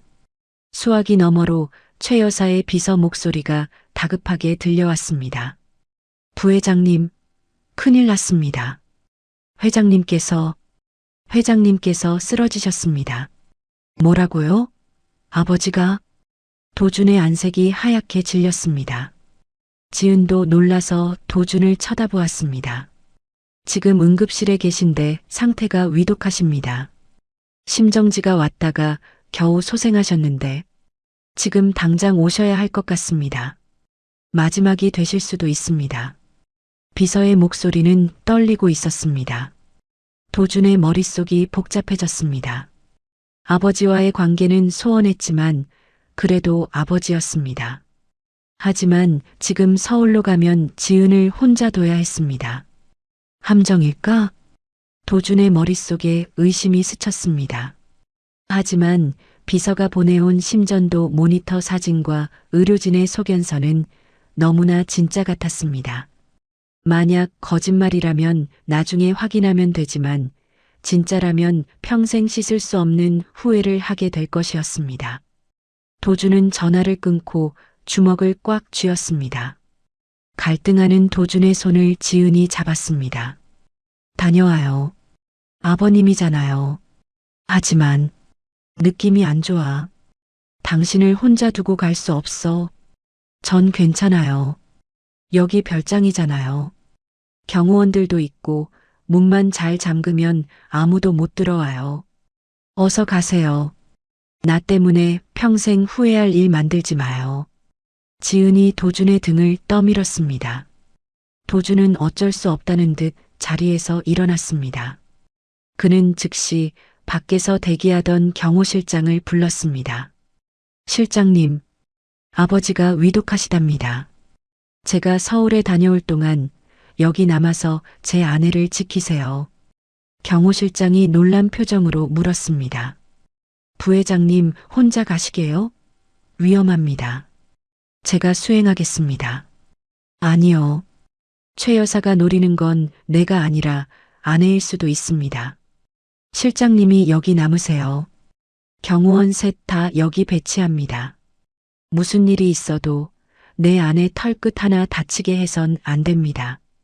알겠습니까? 도준의 서슬 퍼런 지시에 경호실장은 고개를 숙였습니다. 명심하겠습니다. 목숨 걸고 지키겠습니다. 도준은 코트를 걸치고 지은을 한 번 더 안아주었습니다. 금방 다녀올게. 문 꽉 잠그고 누구도 열어주지 마. 알았지? 걱정 말고 조심히 다녀와요. 도준은 떨어지지 않는 발걸음을 옮겨 밖으로 나갔습니다. 곧이어 자동차 시동 걸리는 소리가 들리고 도준의 차가 어둠 속으로 멀어져 갔습니다. 지은은 창가에 서서 빨간 미등이 사라질 때까지 바라보았습니다. 왠지 모를 불안감이 엄습해 가슴이 조여왔습니다. 도준의 차가 산 아래로 완전히 사라지자 숲속의 공기가 달라졌습니다. 바람 소리에 섞여 바스락거리는 소리가 들려왔습니다. 짐승의 소리가 아니었습니다. 별장 담장 너머 어둠 속에 웅크리고 있던 검은 그림자들이 움직이기 시작했습니다. 최 여사가 고용한 전문 용역 깡패들이었습니다. 그들은 도준이 떠나기만을 기다리고 있었던 것입니다. 탁탁, 탁, 담장을 넘는 소리가 들렸습니다. 경호실장이 무전기를 들고 소리쳤습니다. 침입자다. 전원 위치로. 마당에서 고함과 함께 격투가 벌어지는 소리가 들려왔습니다. 지은은 공포에 질려 뒷걸음질 쳤습니다. 쾅! 쾅! 누군가 현관문을 거칠게 두드렸습니다. 아니, 부수려고 하고 있었습니다. 안에 있는 거 다 아니까 문 열어. 거친 남자의 목소리였습니다. 지은은 떨리는 손으로 손목에 찬 시계를 확인했습니다. 도준이 선물해준 녹음 기능이 있는 전자시계였습니다. 도청 위험, 말보다는 눈빛으로 도준이 써줬던 쪽지가 떠올랐습니다. 지은은 본능적으로 시계 옆면의 빨간 버튼을 길게 눌렀습니다. 녹음이 시작됩니다. 작은 불빛이 깜빡였습니다. 지은은 벽난로 옆 구석으로 몸을 숨기며 문이 부서질 듯 흔들리는 것을 공포에 질린 눈으로 바라보았습니다. 폭풍우가 시작되고 있었습니다. 날카로운 파열음과 함께 별장의 모든 조명이 동시에 꺼졌습니다. 따뜻했던 거실은 순식간에 칠흑 같은 어둠에 잠겼습니다. 벽난로의 장작불만이 위태롭게 흔들리며 긴 그림자를 만들어냈습니다. 지은은 본능적으로 소파 뒤로 몸을 숨겼습니다. 밖에서 들려오던 고함과 격투 소리가 점점 거칠어졌습니다. 으악! 막아! 안으로 들이지 마. 경호 실장의 다급한 외침이 들렸지만 이내 둔탁한 타격음과 함께 조용해졌습니다. 수정 열쇠를 극복하지 못한 것입니다. 지은의 심장이 터질 듯이 뛰었습니다. 전화선은 이미 끊겨 있었고 휴대폰 신호도 잡히지 않았습니다. 완벽한 고립이었습니다. 쾅, 쾅, 콰직. 육중한 참나무 현관문이 굉음을 내며 부서졌습니다.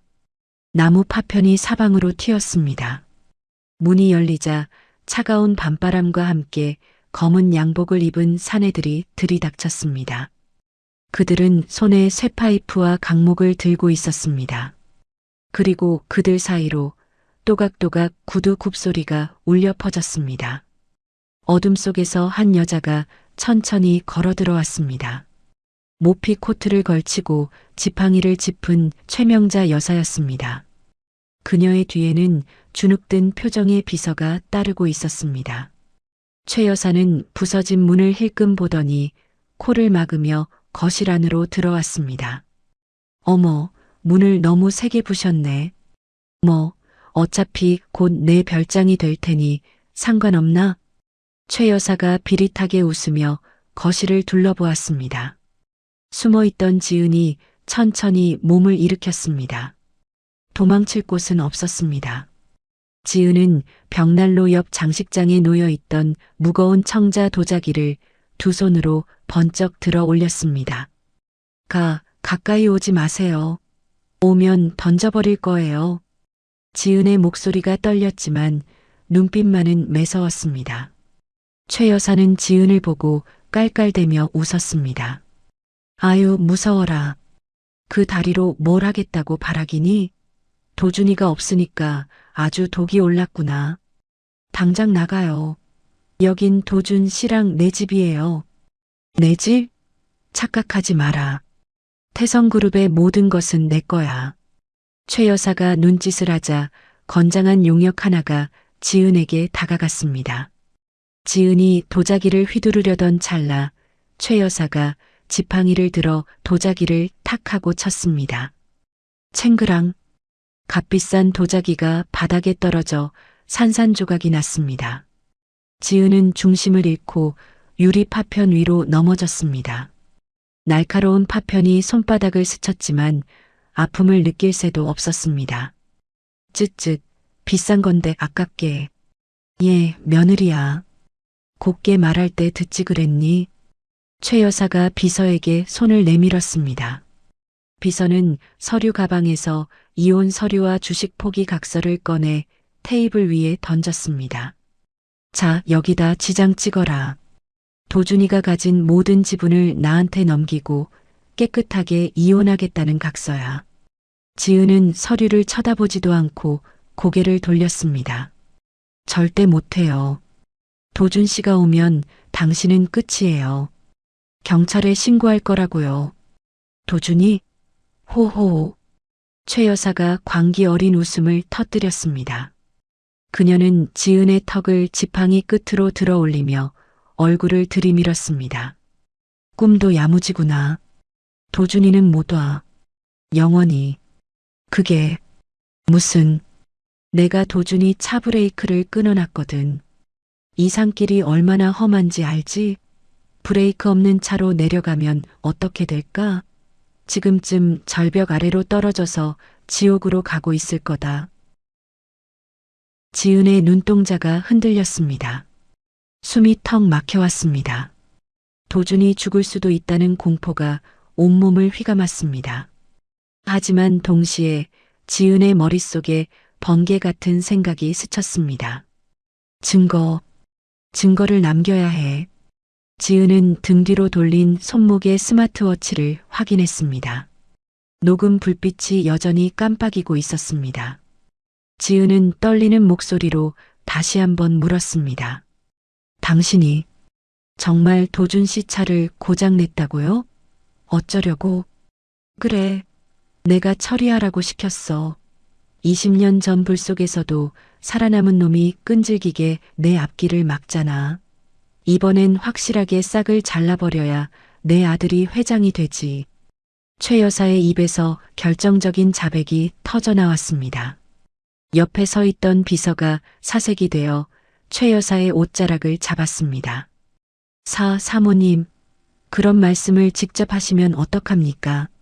나중에 문제가 되면. 비서가 주위를 둘러보며 불안해했습니다. 최 여사는 짜증난다는 듯 비서의 손을 거칠게 뿌리쳤습니다. 시끄러워. 겁쟁이처럼 왜 이래? 어차피 듣는 귀는 얘 하나뿐이야.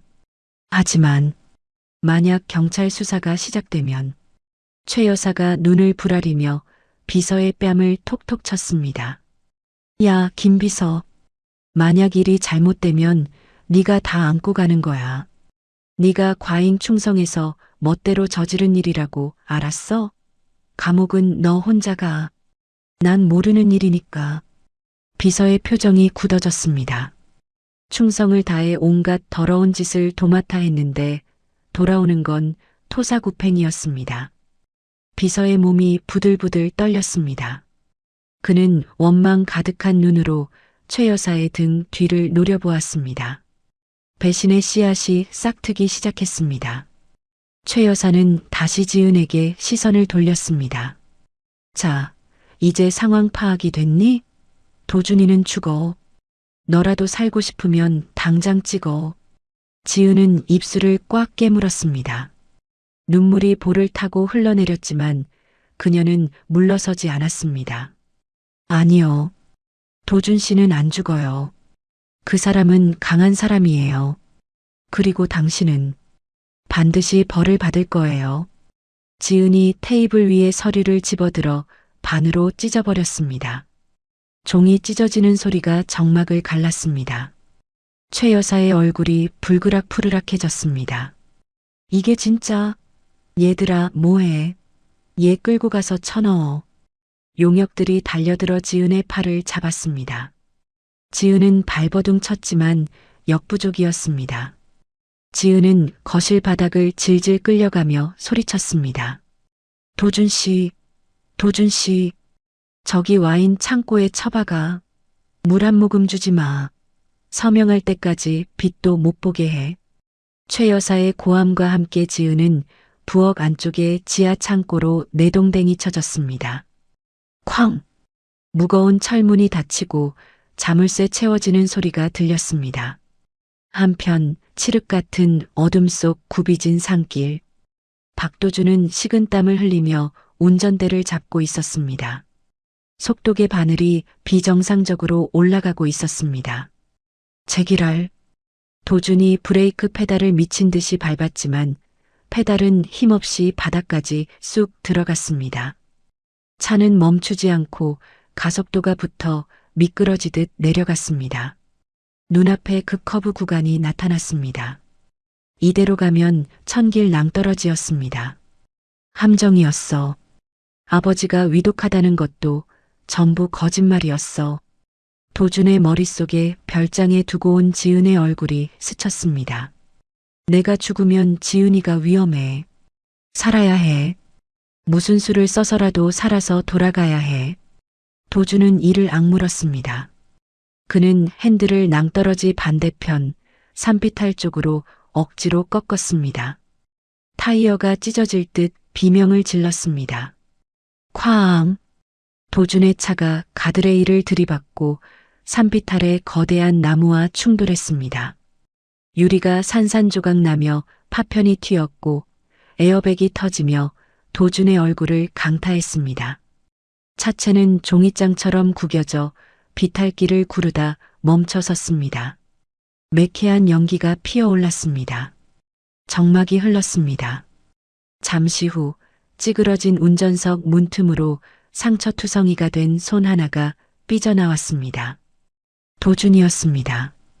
이마가 찢어져 피가 얼굴을 뒤덮었고 갈비뼈가 부러진 듯 숨을 쉴 때마다 극심한 고통이 밀려왔습니다. 도준은 흐려지는 의식을 붙잡으려 애썼습니다. 깨진 유리 조각이 박힌 손으로 흙바닥을 긁었습니다. 지은아, 조금만 기다려. 도준은 기절하지 않으려 입술을 깨물며 차에서 기어 나와 휴대폰을 찾았습니다. 액정이 깨져 있었지만 다행히 전원은 들어왔습니다. 그는 떨리는 손가락으로 단축키 1번을 눌렀습니다. 다시 별장 거실. 최 여사는 소파에 앉아 와인을 마시고 있었습니다. 그때 비서의 휴대폰이 울렸습니다. 사고 현장을 감시하던 하수인의 보고였습니다. 비서가 전화를 받고 최 여사에게 다가갔습니다. 사모님, 처리됐답니다. 차가 완전히 박살나서 형체도 못 알아볼 정도라고 합니다. 정말이야? 죽은 건 확인했대? 그 정도 사고면 살아남을 수가 없습니다. 확실합니다. 하하, 드디어 태성그룹이 내 손에 들어왔어. 최 여사가 박수를 치며 웃음을 터뜨렸습니다. 그녀의 웃음소리가 텅 빈 별장에 메아리 쳤습니다. 비서는 고개를 숙인 채 복잡한 표정으로 최 여사를 바라보았습니다. 지하 와인 창고. 지은은 눅눅하고 차가운 바닥에 쓰러져 있었습니다. 무릎과 손바닥에서는 피가 멈추지 않았습니다. 칠흑 같은 어둠 속에서 지은이 의지할 수 있는 건 손목에서 희미하게 빛나는 스마트워치뿐이었습니다. 녹음이 저장되었습니다. 지은은 시계를 가슴에 품고 웅크렸습니다. 도준이 죽었다는 최 여사의 말이 귓가에 맴돌아 미칠 것만 같았습니다. 아니야. 그럴 리 없어. 도준 씨는 약속을 지키는 사람이야. 반드시 돌아온다고 했어. 지은은 눈을 감고 기도했습니다. 도준의 생사를 알 수 없는 밤, 악의 승리로 끝날 것 같은 절망적인 밤이 깊어가고 있었습니다. 하지만 폭풍의 눈 속에 갇힌 두 사람에게는 아직 마지막 반격의 불씨가 남아 있었습니다. 비. 규칙적인 기계음 소리가 희미하게 들려왔습니다. 소독약 냄새가 코를 찔렀습니다. 박도준이 무겁게 내려앉은 눈꺼풀을 힘겹게 들어 올렸습니다. 흐릿한 시야 속에 하얀 천장이 보였고 링거병이 대롱거리고 있었습니다. 이곳은 병원 응급실이었습니다. 사고 현장을 지나던 트럭 기사가 찌그러진 차 안에 있던 도준을 발견해 신고한 덕분에 그는 기적적으로 구조되었습니다. 도준이 몸을 일으키려 하자 갈비뼈 부근에서 끔찍한 통증이 밀려왔습니다. 숨을 쉴 때마다 폐를 찌르는 듯한 고통에 신음이 절로 나왔습니다. 이마에는 두꺼운 거즈가 붙어 있었고 온몸은 타박상으로 욱신거렸습니다. 하지만 도준은 다시 누울 수 없었습니다. 머릿속에 지은의 얼굴이 스쳐 지나갔기 때문입니다. 지은아, 지은이가 위험해. 도준은 옆에 있던 시계를 확인했습니다. 새벽 4시. 주주총회가 열리기까지 불과 5시간밖에 남지 않았습니다. 최 여사는 도준이 죽었다고 생각하고 있을 것이고 지금쯤 지은을 협박해 모든 것을 빼앗으려 할 것입니다. 도준은 이를 악물고 손등에 꽂힌 링거 바늘을 거칠게 뽑아냈습니다. 툭! 바늘이 빠진 자리에서 붉은 피가 주르륵 솟구쳐 환자복을 적셨습니다. 하지만 도준은 아랑곳하지 않고 침대에서 내려왔습니다. 다리가 후들거려 바닥에 주저앉을 뻔했지만 침대 난간을 잡고 간신히 버텼습니다. 환자분, 이러시면 안 됩니다. 당직 간호사가 놀라서 달려왔습니다. 의사도 커튼을 젖히고 들어왔습니다. 박도준 씨, 지금 움직이시면 큰일 납니다. 갈비뼈 골절에 뇌진탕 증세도 있어요. 당장 누우세요. 의사가 도준의 앞을 가로막았습니다. 도준은 피 묻은 손으로 의사의 어깨를 잡았습니다. 그의 눈빛은 부상당한 맹수처럼 살기가 돌았습니다. 비키십시오. 제 아내가 기다립니다. 하지만 이 상태로는 죽어도 가서 죽습니다. 내 옷 어디 있어? 도준의 고함에 의료진이 주춤했습니다. 도주는 의자 위에 놓인 찢어진 와이셔츠와 피 묻은 코트를 집어들었습니다. 단추가 다 떨어져 나간 셔츠를 대충 걸치고 그 위에 코트를 입어 환자복을 가렸습니다. 도주는 비틀거리며 응급실을 빠져나갔습니다. 병원 로비에 공중전화로 향했습니다. 휴대폰은 사고로 박살이 났기 때문입니다. 도주는 떨리는 손가락으로 익숙한 번호를 눌렀습니다. 경호실장이었습니다. 뚝, 뚝. 신호음이 길게 이어졌습니다. 제발 받아라, 제발. 네, 실장입니다. 수화기 너머로 경호실장의 목소리가 들렸습니다. 목소리가 잔뜩 쉬어 있었습니다. 실장님, 접니다. 도준입니다. 부회장님, 살아계셨습니까? 사고가 났다고 해서 얼마나 걱정했는지 모릅니다. 경호실장의 목소리에 물기가 어렸습니다. 저는 괜찮습니다. 지은이는요? 별장 상황은 어떻습니까? 면목 없습니다. 놈들의 숫자가 너무 많았습니다. 저도 부상을 입고 숲으로 피신해 상황을 지켜보고 있습니다. 사모님은 아직 별장 안에 갇혀 계십니다. 최명자는 아직 별장에 있습니다. 날이 밝으면 주주총회장으로 이동할 것 같습니다. 도준의 눈매가 매서워졌습니다. 아직 늦지 않았습니다. 지금 당장 움직입니다. 제가 경찰청장에게 연락해 병력을 요청하겠습니다. 실장님은 흩어진 경호원들 수습해서 별장 입구에서 대기하세요. 1시간 뒤에 봅니다. 전화를 끊은 도주는 곧바로 경찰청장에게 전화를 걸었습니다. 새벽 시간이었지만 태성그룹 부회장의 긴급 전화라는 말에 연결은 빨랐습니다. 청장님, 박도준입니다.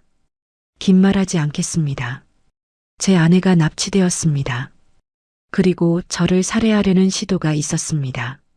수화기 너머에서 당황한 기색이 느껴졌습니다. 범인은 제 계모 최명자입니다. 지금 당장 특공대를 보내주십시오. 그 대가로 태성그룹의 지난 10년치 비자금 장부와 정관계 로비 리스트 전부 넘겨드리겠습니다. 그것은 도준이 가진 마지막 히든카드였습니다. 그룹의 치부를 드러내서라도 아내를 구하겠다는 처절한 결단이었습니다. 주소 불러드리겠습니다. 지금 당장 사이렌 울리면서 오십시오. 1시간 후 동이 트기 시작한 새벽 고요했던 숲속 별장에 요란한 사이렌 소리가 울려 퍼졌습니다. 위잉, 위잉. 경찰차와 검은색 승합차 10수대가 별장 입구를 포위했습니다. 경찰 특공대가 방패를 앞세우고 진입했습니다. 별장을 지키던 용역 깡패들은 갑작스러운 경찰의 등장에 혼비백산하여 도망치려 했지만 도간에 든 쥐였습니다. 전원 무기 버리고 투항해 엎드려. 경찰들의 고함과 함께 깡패들이 하나둘씩 제압되었습니다. 그 혼란스러운 현장에 경찰차 한 대가 도착했습니다. 뒷문이 열리고 이마에 붕대를 감은 도준이 내렸습니다. 그는 다리를 절뚝거리며 경호실장의 부축을 받고 걸어왔습니다. 얼굴은 창백했지만 눈빛만은 형형하게 빛나고 있었습니다. 부회장님, 괜찮으십니까? 경호실장이 걱정스럽게 물었습니다. 도준은 대답 대신 고개를 끄덕이며 별장 현관으로 향했습니다. 부서진 문짝이 나뒹구는 거실은 난장판이 되어 있었습니다. 하지만 최 여사와 지은의 모습은 보이지 않았습니다. 어디 있어? 지은이 어디 있어? 도준이 사자우를 토해냈습니다. 그때 구석에 숨어있던 비서가 덜덜 떨며 기어 나왔습니다. 지아. 와인 창고예요. 사모님이 거기 가두라고. 도준은 비서의 말을 듣자마자 부엌 안쪽으로 달려갔습니다. 육중한 철문이 굳게 닫혀 있었습니다. 자물쇠가 채워져 있었습니다. 비켜. 도준은 경찰이 들고 있던 절단기를 빼앗아 들었습니다.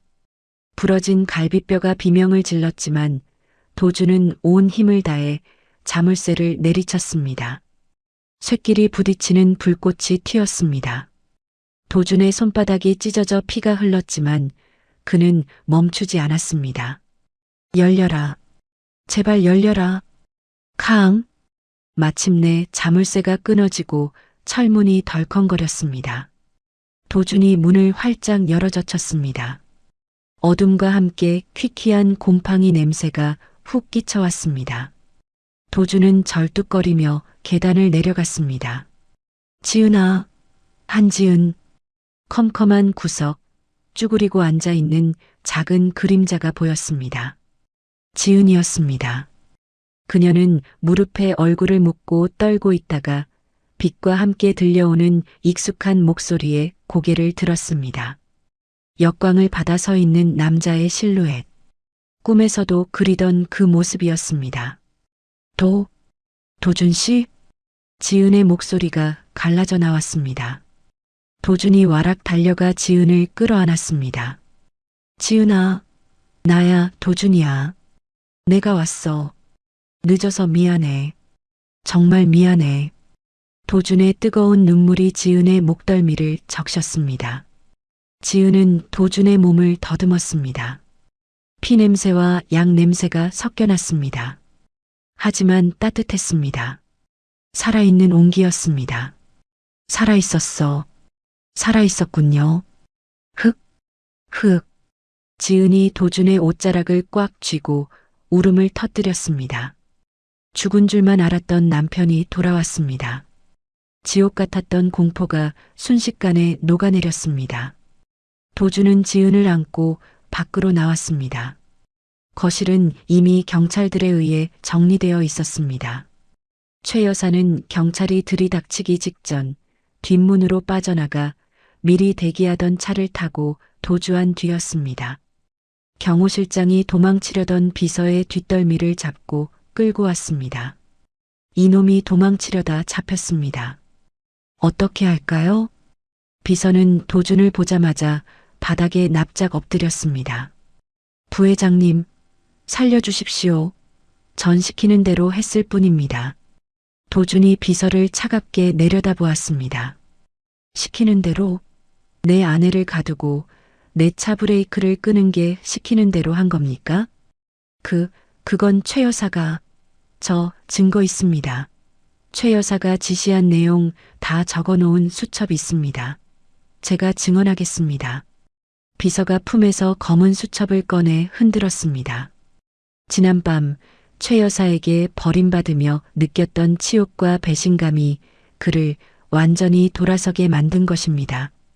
도준은 비서의 눈을 똑바로 쳐다보았습니다. 좋아. 기회는 딱 한 번입니다. 법정에서 그리고 주주들 앞에서 토씨 하나 틀리지 말고 사실대로 말해. 안 그러면 당신도 최명자랑 같이 감옥에서 썩게 될 거야. 감사합니다. 시키는 대로 다 하겠습니다. 구급대원들이 들것을 가지고 달려왔습니다. 환자분들 상태가 안 좋습니다. 빨리 병원으로 이송해야 합니다. 대원이 지은을 눕히려 했습니다. 하지만 지은이 고개를 세차게 저었습니다. 안 돼요. 병원은 안 돼요. 지은아, 무슨 소리야? 너 지금 상처가. 도준이 말렸지만 지은의 눈빛은 단호했습니다. 그녀는 손목에 찬 스마트워치를 도준에게 보여주었습니다. 여기 다 들어있어요. 그 여자가 당신 차 고장냈다고 자백한 거, 날 협박한 거, 다 녹음되어 있어요. 도준의 눈이 커졌습니다. 지은은 도준의 손을 잡고 간절하게 말했습니다. 지금 병원에 가면 놈들이 이겼다고 생각할 거예요. 최 여사가 회장이 되는 꼴 볼 수 없잖아요. 주주총회장으로 가야 해요. 내가 증인이 될게요. 지은은 흑투성이가 된 얼굴로 하지만 그 어느 때보다 강인한 표정으로 말했습니다. 도준은 지은의 찢어진 옷과 상처투성이 다리를 보며 가슴이 미어졌습니다. 하지만 아내의 뜻을 꺾을 수는 없었습니다. 그녀는 더 이상 보호받기만 하는 존재가 아니었습니다. 함께 싸우는 전우였습니다. 도준이 고개를 끄덕였습니다. 알았어. 가자. 가서 다 끝내버리자. 도준은 구급대원에게 응급처치만 부탁했습니다. 찢어진 이마의 붕대를 다시 감고 지은의 무릎 상처를 소독했습니다. 출발합니다. 도준은 자신의 찢어진 코트를 벗어 지은의 어깨에 덮어주었습니다. 그리고 지은을 부축해 경찰차 뒷좌석에 탔습니다. 경호 실장이 운전대를 잡았습니다. 본사까지 최대한 빨리 밟아. 알겠습니다. 경찰차의 사이렌이 다시 울렸습니다. 차는 붉게 떠오르는 아침 태양을 향해 질주하기 시작했습니다. 도준은 지은의 손을 꽉 잡았습니다. 지은도 도준의 손을 마주 잡았습니다. 두 사람의 손은 피와 흙으로 더러워져 있었지만 맞잡은 온기만큼은 뜨거웠습니다. 이제 마지막 결전의 장소, 태성그룹 본사로 향하는 길, 모든 진실을 밝히고 운명을 되찾기 위한 두 사람의 반격이 시작되었습니다. 서울 태성그룹 본사 대회의실, 무거운 침묵이 흐르는 가운데 긴장감이 감돌았습니다. 대한민국 경제를 움직이는 주주들이 긴 테이블에 둘러앉아 있었지만 누구 하나 섣불리 입을 열지 못했습니다. 단상 중앙에는 최명자 여사가 서 있었습니다. 그녀는 검은색 정장을 입고 비장한 표정을 짓고 있었지만 입가에는 숨길 수 없는 미소가 번지고 있었습니다. 그녀의 앞에는 박도준 부회장 해임안 및 신임 회장 선출건이라고 적힌 안건 서류가 놓여 있었습니다. 최 여사가 마이크를 잡았습니다. 존경하는 주주 여러분, 제 아들 도준이가 불의의 사고로 생사가 불투명한 상황입니다. 어미로서 가슴이 찢어집니다. 최 여사가 눈물 연기를 하며 잠시 말을 멈췄습니다. 장내 여기저기서 한숨소리가 들렸습니다. 하지만 회사를 비워둘 수는 없습니다. 도준이의 유지를 받들어 제가 태성그룹을 이끌어가려 합니다. 부디 현명한 판단을 부탁드립니다. 최 여사가 의사봉을 들어 올렸습니다. 이제 이 망치만 두드리면 태성그룹은 온전히 그녀의 차지가 되는 것이었습니다. 주주들은 체념한 듯 고개를 숙였습니다. 땅, 땅. 최 여사가 의사봉을 내려치려는 순간이었습니다. 대회의실의 육중한 문이 굉음을 내며 열렸습니다. 모두의 시선이 문 쪽으로 쏠렸습니다. 경호원들이 당황하며 길을 터주었고 그 사이로 한 남자가 걸어 들어왔습니다. 이마에는 피 묻은 붕대를 감고 찢어진 코트를 걸친 박도준이었습니다. 그는 경호실장의 부축을 받고 있었지만 눈빛만은 맹수처럼 형형하게 빛나고 있었습니다. 잠깐 멈추십시오. 도준의 사자후가 회의장을 울렸습니다. 최 여사의 손에서 의사봉이 미끄러져 바닥으로 떨어졌습니다. 또 도준아? 최 여사는 귀신이라도 본 듯 사색이 되어 뒷걸음질 쳤습니다. 죽었다고 보고받았던 의부사들이 살아 돌아온 것입니다. 그리고 도준의 뒤로 또 한 사람이 걸어 들어왔습니다. 흙투성이가 된 옷을 입었지만 허리를 곧게 펴고 당당하게 걸어오는 여자. 한지은이었습니다. 그녀는 더 이상 휠체어를 타지 않았습니다. 절뚝거리지도 않았습니다. 두 발로 대지를 딛고 남편의 곁을 지키기 위해 서 있었습니다. 도준은 단상으로 성큼성큼 걸어 올라갔습니다. 주주들이 웅성거리기 시작했습니다. 박 부회장이야. 살아있었어. 세상에, 저 뒤에 부인 좀 봐. 걷고 있잖아. 도준은 최 여사 앞에 섰습니다. 최 여사는 부들부들 떨며 도준을 올려다보았습니다. 네가 어떻게 실망하셨습니까, 어머니? 제가 지옥에서 돌아와서요. 도준은 마이크를 낚아챘습니다. 그리고 주주들을 향해 돌아섰습니다. 주주 여러분, 사과드립니다. 제 아내는 납치되었고 저는 살해당할 뻔했습니다. 범인은 바로 제 계모, 최명자입니다. 장내가 발칵 뒤집혔습니다. 최 여사가 비명을 지르며 발악했습니다. 거짓말이야. 다친 머리로 헛소리를 하는구나. 끌어내. 당장 저 미친놈 끌어내. 최 여사가 보안 요원들에게 손짓했습니다. 하지만 이미 회의장은 경찰들이 장악하고 있었습니다. 도주는 침착하게 주머니에서 지은의 스마트워치를 꺼냈습니다. 그리고 마이크에 가까이 댔습니다. 증거가 여기 있습니다. 취직. 도준이는 못 와. 내가 비서를 시켜서 차 브레이크를 끊어놨거든. 지금쯤 지옥으로 가고 있을 거다. 최 여사의 날카로운 육성이 스피커를 통해 회의장에 울려 퍼졌습니다. 적나라한 범죄 고백이었습니다. 주주들은 경악하여 입을 다물지 못했습니다. 최 여사의 얼굴이 흙빛으로 변했습니다. 이건 조작이야. 요즘 기술로 목소리 만드는 거 일도 아니라며. 난 모르는 일이야. 최 여사는 다급하게 옆에 서 있던 비서의 팔을 잡아 끌었습니다. 그리고 비서의 뺨을 세차게 때렸습니다. 짝! 내 이놈, 네가 멋대로 한 짓이지? 감히 내 이름을 팔아? 당장 사실대로 말해. 최 여사는 모든 죄를 비서에게 뒤집어 씌우려 했습니다. 꼬리 자르기였습니다. 비서는 붉게 부어오른 뺨을 감싸 쥐고 최 여사를 노려보았습니다. 그의 눈동자에 분노와 배신감이 일렁였습니다. 감옥은 너 혼자가. 별장에서 들었던 최 여사의 비정한 말이 비서의 머릿속을 스쳤습니다. 비서는 주먹을 꽉 쥐었습니다. 더 이상 당하고만 있을 수는 없었습니다. 아니요. 저는 시키는 대로 했을 뿐입니다. 비서가 품 안에서 검은 수첩을 꺼내 높이 쳐들었습니다. 여기 다 적혀 있습니다. 사모님이 지시하신 횡령, 납치, 그리고 부회장님 차량 브레이크 절단 지시까지, 날짜와 시간, 장소까지 전부 다요. 뭐라고? 이 배신자 놈이. 최 여사가 비서에게 달려들려 했지만 경호 실장이 그녀를 막아섰습니다.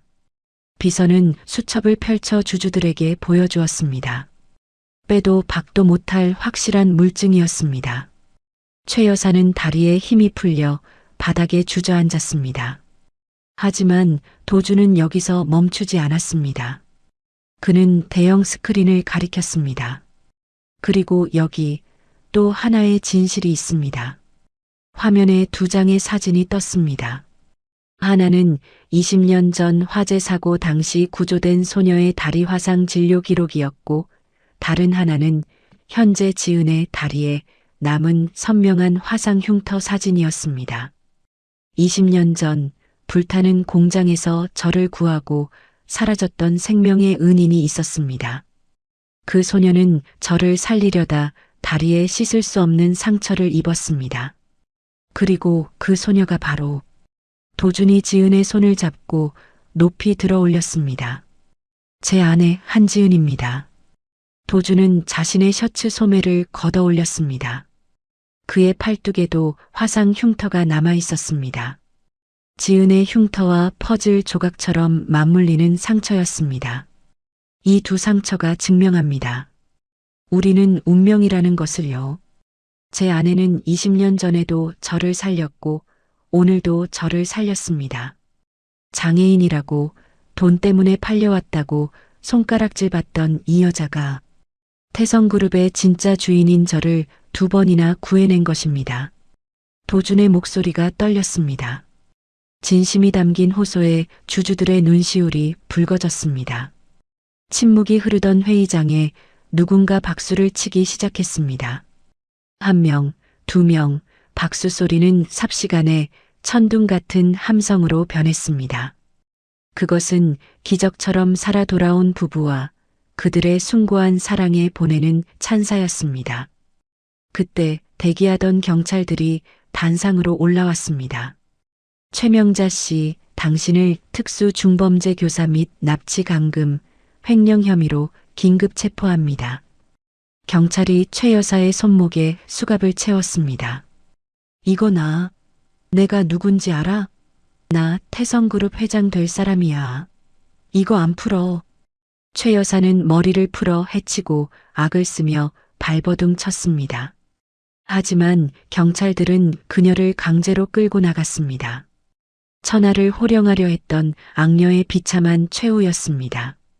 비서 역시 고개를 숙인 채 경찰에게 연행되었습니다. 모든 상황이 정리되자 도준은 긴장이 풀린 듯 비틀거렸습니다. 지은이 재빨리 도준을 부축했습니다. 도준 씨, 괜찮아요? 괜찮아. 다 끝났어, 지은아. 이제 우린 자유야. 도준과 지은은 서로를 마주보며 미소 지었습니다. 피와 땀으로 얼룩진 얼굴이었지만 그 어느 때보다 환하고 아름다운 미소였습니다. 두 사람은 서로를 꼭 껴안았습니다. 폭풍우가 지나간 자리에 따스한 햇살이 비치고 있었습니다. 그로부터 1년 후, 화창한 봄날 태성그룹 본사 앞 광장은 수많은 인파로 북적였습니다. 건물 입구에는 한지은 화상 환자 및 장애인 지원 재단이라는 현판이 햇빛을 받아 반짝이고 있었습니다.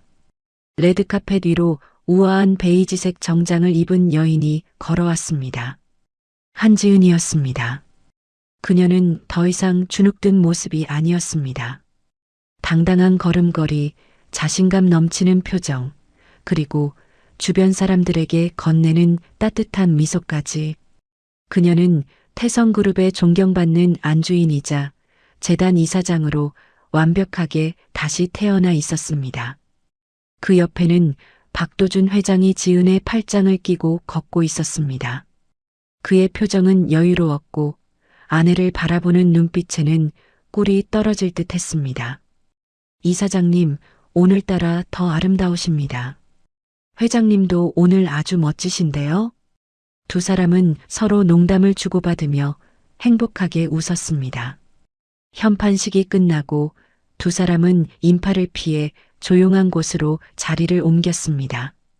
그곳은 1년 전 도준이 휠체어에 탄 지은을 처음 만났던 병원 뒤편의 작은 공원이었습니다. 벤치에 나란히 앉은 두 사람은 말없이 봄바람을 맞았습니다. 벚꽃잎이 눈처럼 흩날렸습니다. 시간 참 빠르다. 벌써 1년이라니. 그러게요. 그때는 정말 죽는 줄 알았는데. 지은이 지난 날을 회상하며 도준의 어깨에 머리를 기대었습니다. 도준은 지은의 손을 잡고 만지작거렸습니다. 1년 전 거칠었던 지은의 손은 이제 많이 부드러워져 있었습니다. 지은아, 놔줄 거 있어. 도준이 재킷 안주머니에서 무언가를 꺼냈습니다. 작은 사진 한 장이었습니다. 지은이 사진을 받아들고 눈을 동그랗게 떴습니다. 어머, 그것은 초음파 사진이었습니다. 콩알만 한 아기집 2개가 선명하게 찍혀 있었습니다. 쌍둥이래. 의사 선생님이 아주 건강하대. 도준의 목소리가 감격으로 떨렸습니다. 지은은 사진을 가슴에 품고 눈물을 글썽였습니다. 정말 우리에게 와준 거예요? 응. 당신 닮아서 아주 강하고 예쁜 아이들일 거야. 고마워, 지은아. 나한테 가족을 만들어줘서, 그리고 나를 사랑해줘서. 도준이 지은을 뒤에서 안으며 속삭였습니다. 지은은 도준의 손을 자신의 배 위에 올렸습니다. 2개의 심장 소리가 손바닥을 통해 전해지는 것 같았습니다. 나도 고마워요. 그 거친 폭풍우 속에서도 내 손 놓지 않아줘서. 우리가 함께라서 이겨낼 수 있었어요. 지은이 도준을 향해 고개를 돌렸습니다. 두 사람의 시선이 허공에서 맞부딪혔습니다. 20년 전 화재 속에서 시작된 비극적인 인연은 이제 세상에서 가장 아름다운 사랑의 결실을 맺었습니다. 도준이 지은에게 천천히 입을 맞췄습니다. 흩날리는 벚꽃잎이 두 사람 위로 축복처럼 쏟아져 내렸습니다.